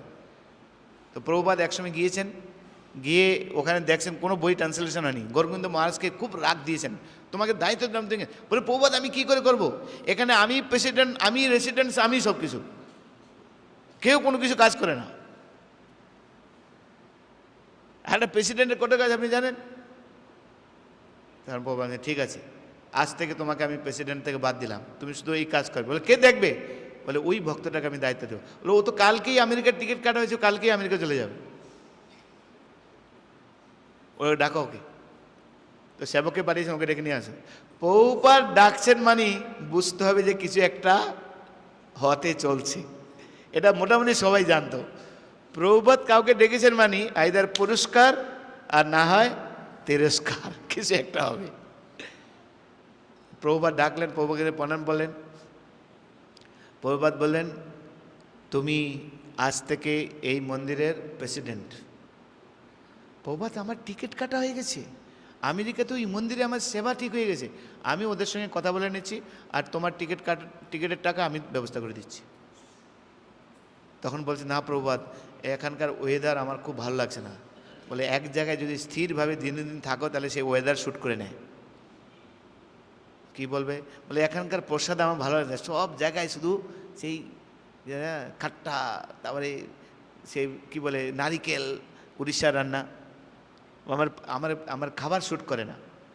বলে, ঠিক, আমি তোমাকে লিখে দিব তুমি প্রতিদিন কি কি খাবে, আর আমি একজন রসায়নবিদ, তোমাকে আমি মেডিসিনও লিখে দিব কোন খাবারে প্রবলেম হলে কি ওষুধ খেতে হবে। না প্রভু, আমার এই মন্দিরের যে অধ্যক্ষ রয়েছেন তার সঙ্গে আমার মিল খান, আমি অধ্যক্ষকে আজকেই চেঞ্জ করে দিচ্ছি, আজকেই চেঞ্জ করে দিত। না, জিবিসির সঙ্গে আমার মিল খান, জিবিসি আজকেই পরিবর্তন করে দিচ্ছি। কি করতে হবে? প্রেসিডেন্ট, তো প্রেসিডেন্ট দায়িত্ব নিয়েছেন, তাহলে গৌরগোবিন্দ স্বামী মহারাজকে রিমুভ করেছেন, ওখানে উড়িষ্যা ট্রান্সলেশন করতেন উনি, আর উনি প্রেসিডেন্ট, প্রথম প্রেসিডেন্ট গৌরগোবিন্দ স্বামী মহারাজের পরে। তারপরে অনেক উন্নতি হয়েছে। তো ভক্তরা জানেন, যোগ্যতা বিচারে কিছু নাহি পাই, গুরুদেব তোমারই করুণা সার। একবার হরি নাম, হরে কৃষ্ণা কৃষ্ণা কৃষ্ণা হরে হরে, হরে রাম রাম রাম হরে হরে। মাঝে মাঝে প্রভুপাদ এরকম করতেন, ভক্তদের ঝটকা লাগলেও ভক্তরা পরে বুঝতে পারতেন প্রভুপাদ যা বলেছেন সেটা আমার কল্যাণের জন্য। সেই জন্য সর্বদা আমাদের ভক্তের আশ্রয় থাকতে হবে। ভক্তের আশ্রয় থাকলে আপনি নিরাপদ, পুরো নিরাপদ থাকবেন, কারণ ভক্ত দায়িত্ব নেবেন। আর ভক্তরা যখন আমাদেরকে দায়িত্ব দিবেন, সেই সাথে সাথে দায়িত্ব পালন করার সমস্ত শক্তি, সামর্থ্য, আশীর্বাদ সব কিছু আপনি পাবেন। আপনি আমাদের কথা চিন্তা করুন, আমরা আমাদের চেয়ে বেশি লেখাপড়া এখন বসে আছেন আপনারা। আমি তো মাধ্যমিক ফেল, মাধ্যমিক পরীক্ষা ফেল করে চলে এসেছি ইস্কনে। তো গুরু বৈষ্ণবরা আদেশ করেছেন সেটা শুধু পালন করছি, আর পালন করছি বলে আজকে এতগুলি সেন্টার চালাচ্ছি। আমি চালাচ্ছি? গুরু মহারাজ চালাচ্ছেন, গুরু মহারাজ শক্তি দিচ্ছেন, তিনি নিয়মিত আশীর্বাদ করে যাচ্ছেন, মেলের মধ্যে আশীর্বাদ করছেন। আই এম ভেরি হ্যাপি, তুমি যেভাবে প্রচার করছো আমি তোমার সেবাতে সন্তুষ্ট। তো এইটাই তো আশীর্বাদ না? গুরু বৈষ্ণব যদি আপনার সেবাতে সন্তুষ্ট হয়ে যান, সেটা আশীর্বাদ চলে গেছে আপনার মধ্যে, আপনি অনেক কিছু করতে পারেন, কিন্তু অহংকার চলে আসলে ডাউন হয়ে যাবে। সেই জন্য এইসব মুড, এইসব ভাবনা আমাদের মধ্যে রাখতে হবে। কিন্তু কেন আমরা আশ্রয় যেতে চাই না? কেন আমরা আশ্রয়ে থাকতে চাই না? কেন ভক্তের কাছে শরণাগত হতে চাই না? কেন? আমার স্বাধীনতাকে আমি কাজ করতে পারবো। আজকে আমার মন চাইছে আমি এটা করব, কিন্তু ভক্ত বাধা দিবেন, না এটা ঠিক নেই, তুমি এটা করতে পারবে না। তো আমার যে পরিকল্পনা সব ভেস্তে যাবে। আমার পরিকল্পনা অনুসারে আমি কাজ করতে পারবো না যদি আশ্রয়ে থাকি। যদি স্বতন্ত্র থাকি, আমার যা খুশি তাই করতে পারবো। এইসব কারণে আমরা ভক্তের আশ্রয়ে থাকতে চাই না। বিচার করে দেখুন এই কথাগুলি সত্য না মিথ্যা, বিচার করে দেখবেন আপনি। শুধু এই কারণে আমরা ভক্তের আশ্রয়, ভক্তকে কিছু বলতেও চাই না আমরা, বললেই মানে সব বাধা আসবে। প্রসাদ রেডি তো আপনার? উত্তমবাবু, আজকে উত্তমবাবু রান্না করেছে, কেউ নেই। উত্তম, আজকে আমরা আলোচনা করব, একটু পরে আলোচনা করব যে সানডে প্রোগ্রাম কীভাবে চলা উচিত আমাদের। অন্যান্য জায়গায় যেরকম চলছে এখন আমরা সেভাবে চালাবো। সিম্পল, 20 টাকা 22 টাকার বেশি খরচা হওয়া উচিত নয়, এরকম প্রসাদ হবে, তাহলে সবাই শেয়ার করতে সুবিধা হবে। তো মূল কারণ আমাদের হাটে হাড়ি ভেঙে দেবে, আমার পরিকল্পনা বেচতে যাবে, আমার ইন্দ্রতৃপ্তিতে বাধা দিবে, আমার স্বার্থে আঘাত লাগাবে। সেই জন্য আমরা ভক্তের কাছে কিছু প্রকাশ করতে চাই না, ভিতরে ভিতরে রাখি। বলে একটা ভুল কাজ করে ফেলবো, তখনই ডান্ডা মারা হয়। তো সেই জন্য যে পরের পয়েন্ট, ভক্তের আশ্রয়, ভগবানকে কেন্দ্র করে যদি আমরা থাকতে চাই, তাহলে এই বৈষ্ণব গুরু পরম্পরা, আচার্য, তাদের সবাইকে ক্রেডিট দিতে হবে আমাদেরকে। ভক্তি জীবনে যখন আমরা প্রথম দিন আসছি, সব থেকে বিচার করে দেখুন, আমরা নাচতেও জানতাম না, হ্যাঁ কি নয়? ভক্তরা একরকম নাচে, আমরা আরেক রকম নাচতাম। তো ভক্তরা ধরে ধরে আমাদের শিখিয়েছেন, না 1 2 3, 1 2 3 এভাবে নাচতে হয়। তিলক কাটতে গিয়ে কত আঁকাবাঁকা চলে যেত, তিলক কাটতে গিয়ে সে কত বারবার মুছতে হতো। ভক্তরা দেখিয়ে দিয়েছে কীভাবে কাটতে হয়। প্রথমে তো এরকমভাবে এরকম করে করে করে করে এরকম করতাম, কিন্তু এরকম নিয়ে যে এরকমভাবে করে চাপ দিয়ে করতে হয় এটা জানতাম না আমরা, হ্যাঁ কি না? ভক্তরা আমাদের ধরে ধরে শিখিয়েছে। আবার মুছতে গিয়ে কোথায় চলে যেত সব অবস্থা। তো ভক্তরা হাতে ধরে আমাদের তিলকও শিখিয়েছে। ধুতি পরতে গিয়ে তো প্রথম দিন খুলে গিয়েছে আমার, জানতাম না কী করে পড়তে হয় প্রথম দিন। তারপরে বৈষ্ণবরা শিখিয়েছে ধুতি এরকম পড়তে হয়, এরকম পড়তে হয়, কীভাবে পড়তে হয়, গিট দিতে হবে না। গিট দিয়েছি, গিট খুলে গিয়েছে প্রথম দিন।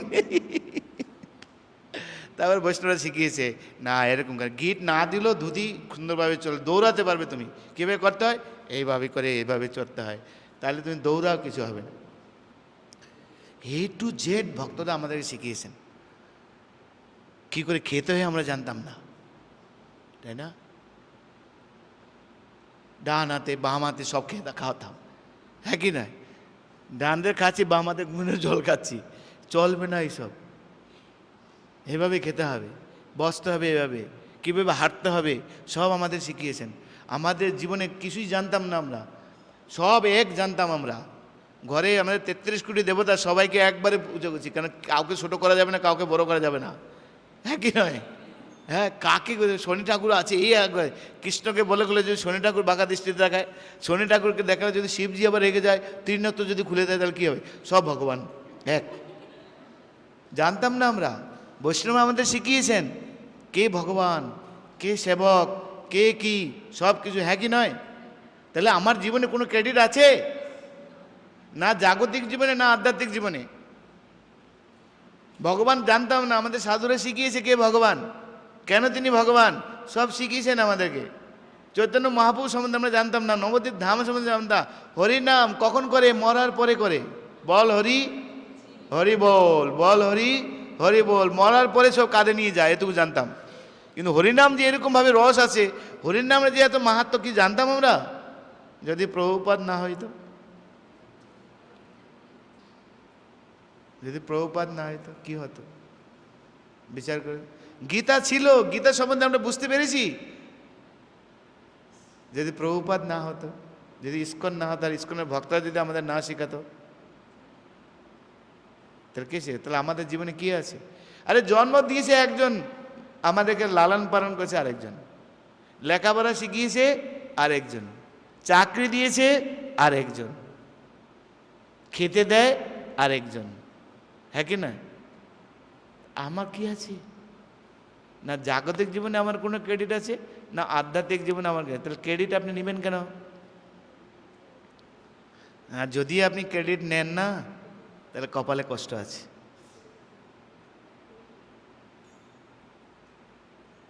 বলরাম চিন্তা করছেন, কৃষ্ণকে সবাই ভালোবাসে, তা আমি আজকে কৃষ্ণের রূপ ধারণ করি, তো সবাই আমাকে ভালোবাসবে, দেখি।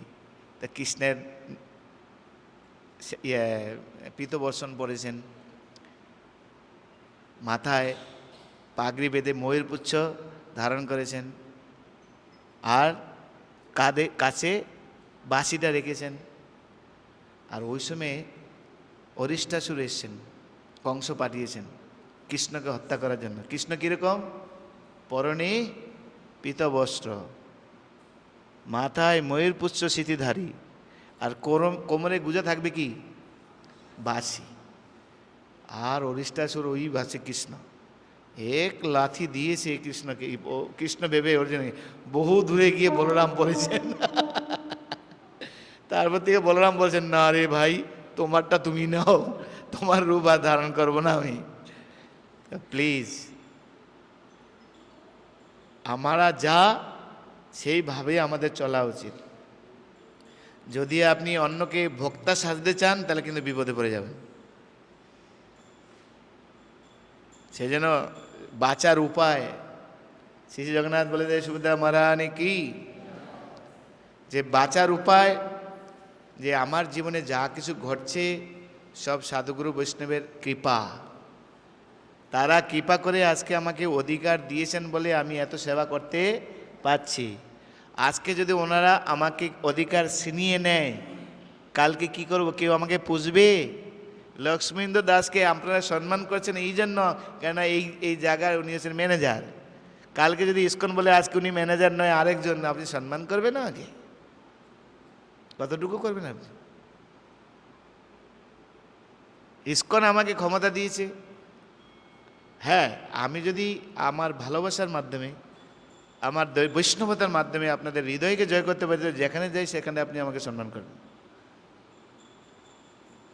বোঝা গেল? পজিশন থাক, ওই পদ চেয়ার পজিশন নয়। ভক্তদের হৃদয়ে পজিশন হচ্ছে বৈষ্ণবতা, তাই না? কীর্তিযস্য সহজীবতী, কীর্তিমান ব্যক্তি শুধু জীবিত থাকে, কীর্তিহীন ব্যক্তি কখনো জীবিত থাকে না। ক্ষমতা পেয়েছি বলে সবাইকে ডান্ডা মেরে কে মনে রাখবে না। যদি প্রেম প্রীতি ভালোবাসার মাধ্যমে প্রত্যেককে সম্মান করি, তাকে যদি সহায়তা করি, তাহলে তারা কখনো ভুলতে পারবে না। তো মাথায় রাখবেন যে আমাদের জীবনে আমরা কিছুই করতে পারিনি, শুধু সাধুগুরু বৈষ্ণব আমাদেরকে আশীর্বাদ করেছেন বলে আমরা সব কিছু করতে পারছি। তো সেই জন্য আমাদের জীবনে যা কিছু, সব কিছু ভগবান আর সাধুগুরু বৈষ্ণবের ক্রেডিট। আমাদের জীবনে বাস্তবে কোনো কিছু নেই। তাই যদি কোনো কিছু হয় আপনার জীবনে, মনে রাখবেন আপনার নয়, বৈষ্ণব গুরু সাধু। আমার মনে পড়ছে একটা কথা, এক গুরু তার এক শিষ্যকে বলছেন, এই আমি তোর গুরু, যখন তুই আমার সঙ্গে হাঁটিস আমাকে যেরকম সম্মান করে তোকে সেরকম সম্মান করে, আমাকে যখন প্রণাম করে তোমাকে প্রণাম করে, হ্যাঁ কি নয়? বলে হ্যাঁ গুরুদেব। কিন্তু তুই প্রণাম কাটাতে জানিস? প্রণাম কি করে কাটাতে হয়? বলে এটা তো কোনোদিন শুনিনি গুরুদেব, প্রণাম কি করে কাটাতে হয়? কেউ যদি আমাকে প্রণাম করে সে প্রণাম কি করে কাটাবো আমি? বলে শোন, তোকে প্রণাম করছে এই কারণে যেহেতু তুমি আমার সাথে আস, সেই জন্য যখন তোকে প্রণাম করবে তখন তুমি তোমার প্রণামটাকে তোমার গুরুকে অর্পণ করে দেবে, নিজে প্রণাম নেবে না। আর আমাকে যখন গুরু বানিয়েছে তার মানে আমার গুরুদেব আমাকে গুরু বানিয়েছে, তাহলে আমি প্রণাম আমার গুরুদেবকে আমি অর্পণ করে দিই, আমি প্রণাম নিতে পারবো না। এটা হচ্ছে প্রণাম কাটানোর নিয়ম। বুঝে গেল? তাই আপনার জীবনে কোনো যদি ক্রেডিট আসে, কোনো কিছু আসে, সেই ক্রেডিট আপনার নয়, আপনি সাধুগুরু বৈষ্ণবকে ট্রান্সফার করে দেবেন, তা নাহলে কিন্তু কপালে কষ্ট আছে। তা আমরা যদি সবাই একজন আরেকজনকে ক্রেডিট দেই, মাতাজি আপনি আমাকে রান্না শিখিয়েছেন, আর আপনি যেভাবে রান্না করছেন হা হা, ওইটা দেখে আমি উৎসাহ পাচ্ছি, এই বৃদ্ধ অবস্থায় আপনি যেভাবে প্রচার করছেন প্রভু, অনুপ্রাণিত হচ্ছি আপনার কাছ থেকে। তাই ইয়াং বয়সে আমাদের কি করা উচিত? তা আপনার কাছ থেকে উৎসাহ আমি পাচ্ছি, তার মানে ক্রেডিট আমি দিচ্ছি। তো প্রত্যেক বৈষ্ণবের মধ্যে যদি এরকম একটা ভাবনা থাকে আমাদের মধ্যে, কীরকম হবে পরিবেশটা? কীরকম হবে? ও এই ছোটো বয়সে তুমি এত সুন্দর ভক্তি করছো, তোমাকে দেখে অনুপ্রাণিত আছি। যেরকম জব ক্লাসে বলে না, এই বাচ্চারা যেভাবে জব করছে ওইটা দেখে আমি অনুপ্রাণিত হচ্ছি কী করে ভালো জব করতে হয়। তাই বাচ্চাকে ক্রেডিট দেওয়া হচ্ছে কিন্তু, তাই নাকি? এইটাই বৈষ্ণবতা। তো এরকম পরিবেশ যদি আমাদের মধ্যে থাকে, এটাই বৈকুণ্ঠ জগৎ হয়ে যাবে। এখানে না ঝগড়া হবে, না মনোমালিন্য হবে, না ঈর্ষা আসবে, একে অপরকে কি করে বড় করবে সবাই শুধু প্রয়াস করবে, কে কাকে টিনে রাখবে। এই জড়জগতে কি হয়, জড়জগৎটা হচ্ছে কাকড়ার সমাজ আর কাকের সমাজ। একটা কাক যদি অসুস্থ হয়ে যায় আর অন্য কাকগুলি আসবে এসে টুকরি টুকরি তাকে মেরে ফেলবে। আর একটা কাকড়া যদি টপকিয়ে বাইরে পরে যেতে চায় আরেকটা কাঁকড়া টেনে তাকে নিচে নেমে নেবে। কিন্তু পক্ষান্তরে ডলফিন যদি অসুস্থ হয়ে যায়, একটা ডলফিন, সব ডলফিন এসে তাকে ধরবে, ধরে তাকে উপরে তুলবে যাতে চিকিৎসা করানো যায়। তো ভক্তদের সমাজ তো হচ্ছে এরকম ডলফিনের সমাজ হওয়া উচিত, যেটা কোঅপারেশনের মধ্যে চলে যাবে। কথা প্রসঙ্গে আছে, আমি বলছি একে অপরকে কী করে কোঅপারেশন করবো আমরা, সে ডলফিন হতে হবে আমাদেরকে। তা ক্রেডিট যদি আমি অপরকে দিতে পারি, তখন তৃতীয় পয়েন্ট, চতুর্থ পয়েন্ট, কোঅপারেশন আমাদের মধ্যে আসবে। কারণ এইসব কাজ করতে গেলে তো একে অপরের সহায়তা লাগবে। এই জানো, কালকে আমরা রোববারের ক্লাসে আমরা এসব শিখেছিলাম, মনে আছে? তাই তোমার তো এটা করা উচিত নয়, প্লিজ ডোন্ট মাইন্ড। আমি জাস্ট রিমাইন্ডার করেছি, করবে না করবে তোমার কাজ, কিন্তু আমার কর্তব্য তোমাকে স্মরণ করে দেওয়া। কারণ আমরা সবাই একসঙ্গে থাকবো, একসঙ্গে চলবো, এক মনোবৃত্তি নিয়ে চলবো, এই আমাদের একটা মানসিকতা তৈরি হয়েছে। এই মানসিকতা যে তৈরি হয়েছে, তার আমরা কী করে একে অপরের সঙ্গে সহায়তা করবে, সেটা আমাদের ধর্ম হওয়া উচিত। তাই আমি তোমাকে সহায়তা করছি, রিমাইন্ডার করে দিচ্ছি, আমাদেরকে এইভাবে চলবো। সহযোগিতা, একে বলে সহযোগিতা। Without cooperation no unity. যদি একে অপরের সহযোগিতা না হয়, তাহলে ইউনিটি আসবেই না। ইউনিটির ধর্মেই হচ্ছে কোঅপারেশন, স্বার্থত্যাগ। এই দুটো জিনিস মাস্ট বি ইম্পর্ট্যান্ট, কোঅপারেশন আর স্বার্থত্যাগ। কোঅপারেশনের মধ্যে অনেক কিছু আছে, অনেক কিছু আছে, তাই না? স্বার্থত্যাগ আর কোঅপারেশন দুটো যদি পাংচুয়ালিটি হয় আমাদের ভক্তদের মধ্যে, তাহলে ইউনিটি ধরে রাখা বাধ্য, ইউনিটি আমাদের মধ্যে থাকবে। দেখুন, কেউ একটা ভুল করে ফেলেছে, কেউ একটা ভুল করে ফেলেছে, আপনাকে বোঝা উচিত ভুল করতে মানুষ বাধ্য, মানুষ মাত্রই ভুল করতে বাধ্য। তো ভুল যে করে তাকে ঘৃণা করে না, ভুলটাকে ঘৃণা করে। আর সে ভুলটা যাতে না হয় তার জন্য কোঅপারেশন করে, তার সঙ্গে তাকে একটু হেল্প করো, এটা এভাবে করলে ভালো, এটা এভাবে করলে ভালো, এটা এভাবে করতে হয়, এভাবে করলে ভালো। তা কত সুন্দর হবে না আমাদের মধ্যে? ভুল করার প্রবণতা সেই স্বর্গলোক থেকে শুরু করে, ব্রহ্মলোক থেকে শুরু করে পাতাল লোক পর্যন্ত সব জায়গায় আছে।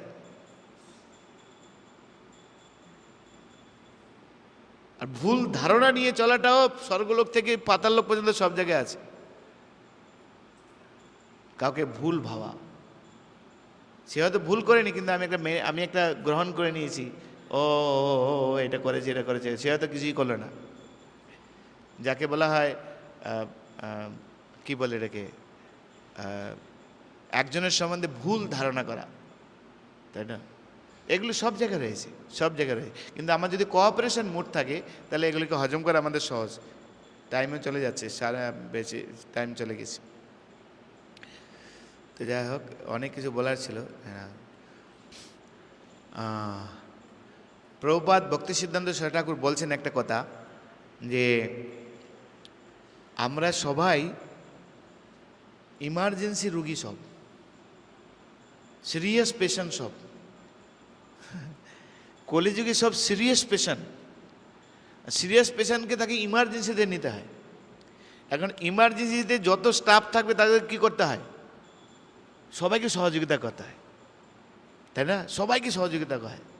কেউ চাদর দিবে, কেউ স্যালাইন দিবে, কেউ ইঞ্জেকশন দিবে, কেউ ওষুধ নিয়ে আসবে, কেউ ধরবে কিছু। তো সবাইকেই সহযোগিতা করতে হয়, তাই নাকি? তো সবার যদি সহযোগিতা না হয়, তাহলে ইমার্জেন্সিতে রুগী মারাই যাবে, একই নয়? তো তো সকলে যদি আমরা সঠিকভাবে না থাকি, তাহলে অপারেশন কিন্তু সাকসেসফুল হবে না।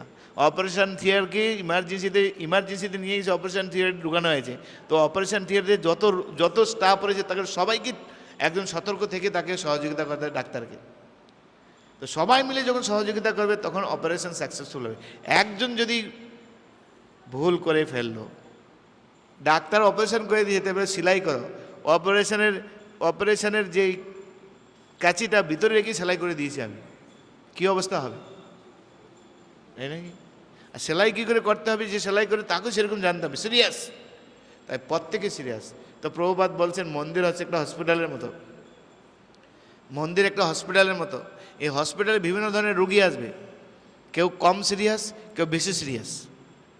কিন্তু এখানে যারা মন্দিরের ডাক্তার যারা আছেন, এখানে যারা মন্দিরে সেবা করছেন, তারা হচ্ছে সব ডাক্তার অথবা ডাক্তারের সহকারী। তো তারা সকলে যদি তাকে সহায়তা করে, তাহলে তার রোগ তাড়াতাড়ি নিরাময় হবে। কোঅপারেশন না করলে হবে না। তো ভক্তি সিদ্ধান্ত স্বামী ঠাকুরের কথা। তো যেরকম আমরা দেখি প্রতাপরুদ্ধ মহারাজ, মহাপ্রভু কিছুতেই তাকে দর্শন দেবেন না, কিছুতেই দর্শন দেবেন না। সব ভক্তরা গিয়েছেন মহাপ্রভুর কাছে, মহাপ্রভু মানা। সবাই মিলে তখন রায়নামানন্দর কাছে গিয়েছেন। তো রায়নামানন্দ তো রাজমন্ত্রী, তো তিনি এমনভাবে কথা বলে বলে মহাপ্রভুকে গলিয়ে ফেলেছেন। বলে ঠিক আছে, রাজাকে দর্শনে তার পুত্রকে আমার কাছে না, পুত্র আর পিতা প্রায় সমান, তার পুত্রকে নিয়ে আস। তার পুত্রকে এমনভাবে কৃষ্ণরূপে সাজিয়ে নিয়ে এসছেন রায়নামানন্দ, তার মহাপ্রভু তাকে আলিঙ্গন করেছেন। আর যেই তাকে আলিঙ্গন করেছেন, তার সারা শরীর কৃষ্ণময় হয়ে গেল, কৃষ্ণ প্রেমময় হয়ে গেল।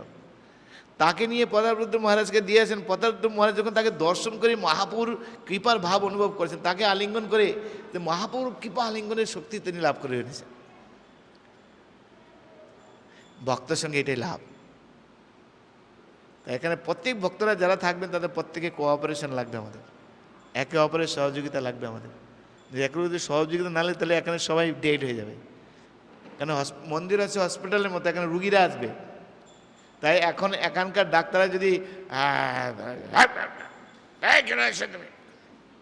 বড় ইঞ্জেকশন নিয়ে, তাহলে ও রুগী দেখে ভয়ে পালাবে। আপনি দেখবেন রুগীর অর্ধেক রোগ ভালো হয় যে ডাক্তারের জন্য, হ্যাঁ কি না? আচ্ছা, এসে বসো বসো বসো, কি হয়েছে কি হয়েছে, কোথায়? আরে তুমি যা বলছো কিছুই আমি বুঝতে পারছি না, আমার মনে হয় না তোমার কিছু হয়েছে, তুমি বেকার বেকার ভয় পাচ্ছে। ঠিক আছে, আমি দেখে দিচ্ছি তোমার কি হয়েছে, কিন্তু আমার ডাক্তারি ভাষায় তো মনে হচ্ছে না তোমার কিছু হচ্ছে। এই যে ডাক্তার যে অভয় দিচ্ছে না, ওতেই অর্ধেক রোগ ভালো। ডাক্তার বলেছে আমার কিছুই হয়নি,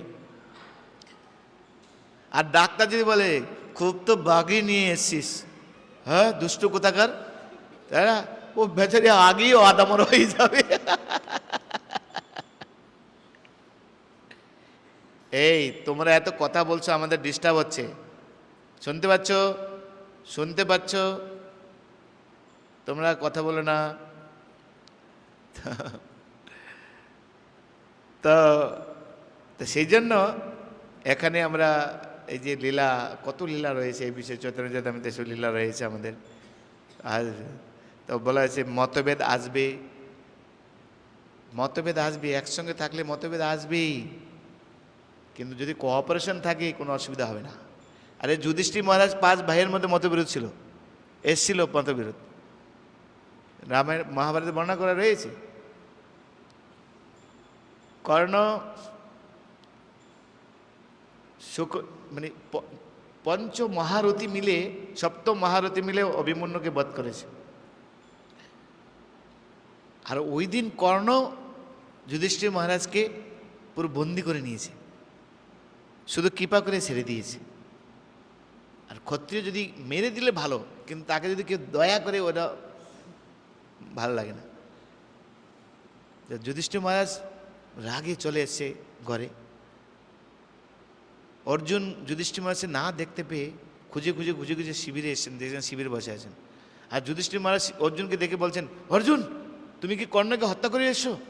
হ্যাঁ, হত্যা কি কিছু বুঝতে পারছেন? যুধিষ্ঠির মহারাজ, ধিক তোমার পাণ্ডিত, ধিক তোমার যুদ্ধ কৌশলকে, ধিক তোমার গান্ডিককে, গান্ডিক ফেলে দাও, তুমি তুমি কর্ণকে আজকে বধ করে আসতে পারেনি। বেচারি কিছুই বুঝতে পারছে না, এরকম বলে ফেলেছে। আর যদি অর্জুনের ব্রত ছিল, কেউ যদি বলে আমার হাত থেকে গান্ডিবকে ফেলে দাও, তাকে আমি সঙ্গে সঙ্গে বধ করে দেব। আর যুধিষ্ঠির মহারাজ আজকে বলে ফেলেছেন, সঙ্গে সঙ্গে তলোয়ার বের করেছেন। আপনি আমাকে বলেছেন গান্ডিক ফেলে দিতে, আমার ব্রত রয়েছে, যে আমাকে বলবে হাত থেকে গান্ডিক ফেলে দিতে, তার গর্দানকে আমি শেষ করে দেব। আর ধীরে ধীরে যাচ্ছেন যুধিষ্ঠির মহারাজকে মারার জন্য। প্রতিজ্ঞা ক্ষত্রিয় না, কৃষ্ণ এসে মাঝখানে দাঁড়িয়েছেন। দাঁড়াও দাঁড়াও, কি করছো? তোমার বড় ভাই বলে, আমি প্রতিজ্ঞা করেছি যে আমাকে বলবে, বড় ভাই হোক আর যেই হোক, গুরু হোক, তার গর্দান নিয়ে নেব আমি। দাঁড়া দাঁড়া দাঁড়া, তরোয়াল দিয়ে হত্যা আবার অন্যভাবেও হত্যা করা যায়। বলে কি না, সম্মানীয় ব্যক্তিকে তাকে অপমান করাটা তার কাছে হত্যার সামিল। তুমি এক কাজ করো, যুধিষ্ঠির মহারাজকে অপমান করো, যদি অপমান করে তাহলে তার কাছে সেটা মৃত্যু তুলো। তাই অনেক অপমান করলেন। তাই একজন ধার্মিক ব্যক্তি যদি কাউকে অপমান করেছে কিন্তু নিজে সুখী হতে পারে না। একজন সত্যিকার ধার্মিক ব্যক্তি অন্য কাউকে ছোট করেছে, নিজে কখনো সুখী হতে পারবে? যুধিষ্ঠির মহারাজকে অপমান করে অর্জুনের হৃদয়ে পুরোপুরি মানে একটা আলাদা মানে কি বলে নেগেটিভ, কি বলে, পুরো বিদ্ধ হয়ে গিয়েছেন হৃদয়ে। তাই তিনি বললেন, আমার এই জীবন রেখে লাভ নেই। দেবতা তুল্য, ঋষি তুল্য, রাজসী তুল্য আমার ভাইকে আমি অপমান করলাম।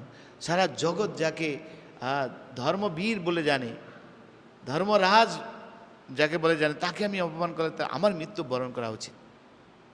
তো যে এই বলে যে মৃত্যুবরণ করতে যাবেন, নিজে গলা কাটতে যাবেন, অর্জুন ভগবান দাঁড়ান দাঁড়া দাঁড়া দাঁড়া দাঁড়া।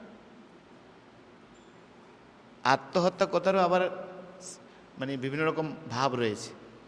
তুমি নিজে নিজে আত্মহত্যা করতে চাইছো তো, তুমি এক কাজ করো, তুমি নিজের নিজের প্রশংসা করো। আর নিজের নিজের প্রশংসা করা আর আত্মহত্যা করা একই সমান। তুমি নিজে নিজে এখন আত্মহত্যা করতে যাচ্ছ তো, সেটা না করে তুমি তোমার নিজের প্রশংসা করো।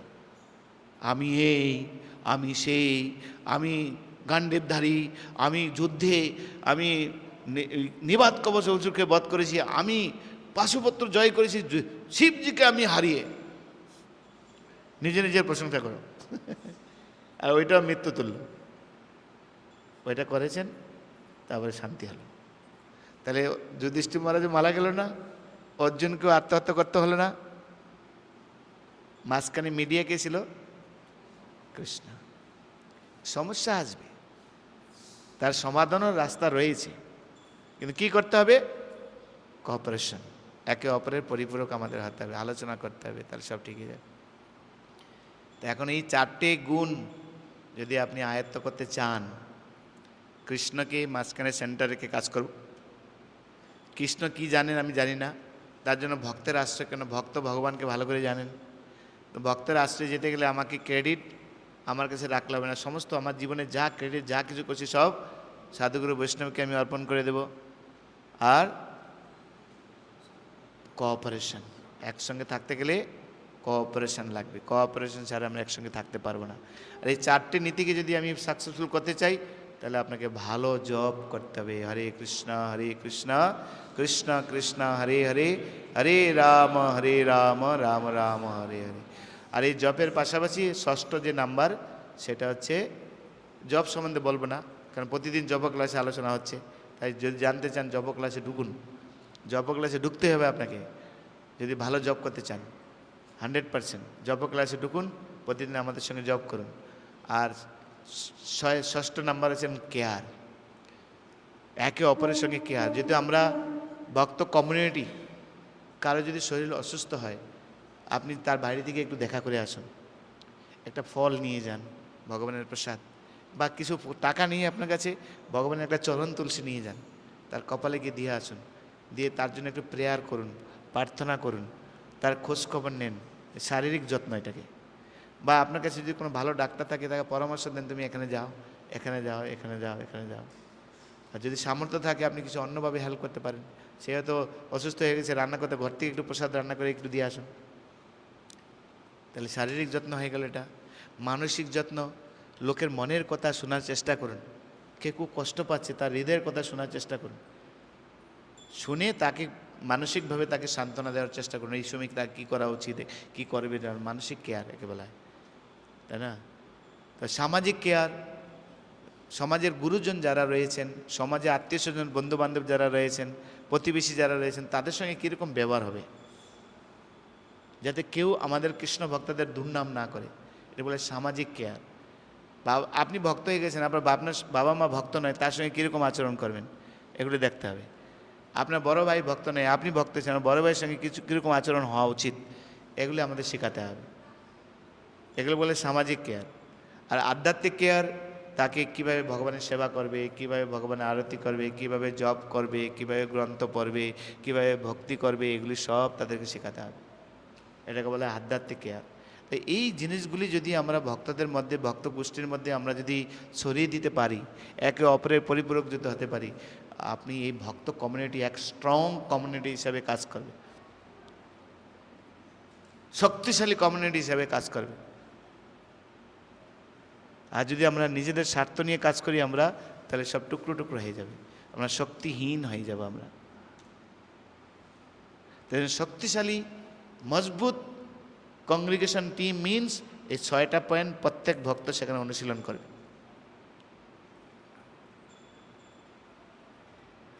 তাহলে আপনার এই টিম পুরো মজবুত শক্তিশালী হয়ে যাবে, গ্যারান্টি। আপনারা অনেক অসাধ্য সাধন করতে পারবেন আপনি। সেই জন্য আপনারা যেহেতু দীক্ষিত ভক্ত, তাই আপনাদেরকে এই কথা বর্ণনা করা হয়েছে। নতুন ভক্তদের জন্য এগুলি নয়, এগুলো শুধু আপনাদের জন্য। নতুন ভক্তরা শুনলেই ওদের ভয় লাগতে পারে, শরণাগত হবে, ক্রেডিট সব দিয়ে দেবো, এটা কী করে হয়? হ্যাঁ, ওই শরণাগত পুতুলের মতো কাজ করতে হবে, যা বলবে তাই শুনতে হবে। নতুন ভক্তরা মেনে নিতে পারবেন, কিন্তু আধ্যাত্মিক জীবনে প্রকৃতিগুলো আপনাকে এটা করতেই হবে, এছাড়া দ্বিতীয় কোনো রাস্তা নেই। তাই আমি আশা করব এই প্রোগ্রাম, এই সানডে প্রোগ্রামে শুধু দীক্ষিত ভক্তদেরকে এভাবে নারিশমেন্ট দেওয়া হবে, শুধু দীক্ষিত ভক্তদেরকে। ভাগবতম আমরা স্টাডি করব, পড়ব না, আমরা স্টাডি করব, ভিতরে ঢুকবো আমরা, ঠিক আছে? ফিজিক্যালি কেন, অফলাইনে অনলাইনে এই যে ভক্তদের সঙ্গে একটা লেনদেন, এটা হয় না। হয়ে গেল উপদেশ, নাইমা হচ্ছে দুধের স্বাদ ঘোলে মেটানো, দুধের স্বাদ ঘোলে মেটানোর মতো, আর অন্য কিছু নয়। কিন্তু এখানে আমরা যেরকম কথাবার্তা বলছি, আই কন্ট্যাক্ট, আমরা এখন প্রসাদ সার্ভিস হবে, কেউ পরিবেশন করবে, কেউ খাবে, কেউ খেয়ে এসে আবার পরিবেশন করে, যারা খায়নি ও আপনি বসে আমি সেবা করছি, আর কেউ বলবো বাসনগুলো একটু মেজে দেই। হ্যাঁ, সবাই তো আমরা ভক্ত, তাই না? ওই বৃদ্ধ লোকটা আজকে রান্না করেছে, পরবর্তীতে কে রান্না করবে আমি জানি না, আমরা খুঁজছি ওখানে কিচেনে রান্না করার জন্য, যে যার মুড থাকবে সেবা মুড। আমাদের এখানে কি হয়ে গেছে, সব অন্যরকম হয়ে যাচ্ছে আমাদের। সেজন্য আমরা এই প্রোগ্রামটা করছি ভক্তদেরকে শেখানোর জন্য, ঠিক আছে? তাই এই 6টা নীতি যদি আমরা অবলম্বন করি, তাহলে আমরা মজবুত শক্তিশালী আমরা টিম হতে পারব। হরে কৃষ্ণ কৃষ্ণ কৃষ্ণ হরে হরে, হরে রাম রাম রাম হরে হরে। শিল প্রভুপাদ কি, শ্রীমদ ভক্তবৃন্দ কি। এখন আমি 5-7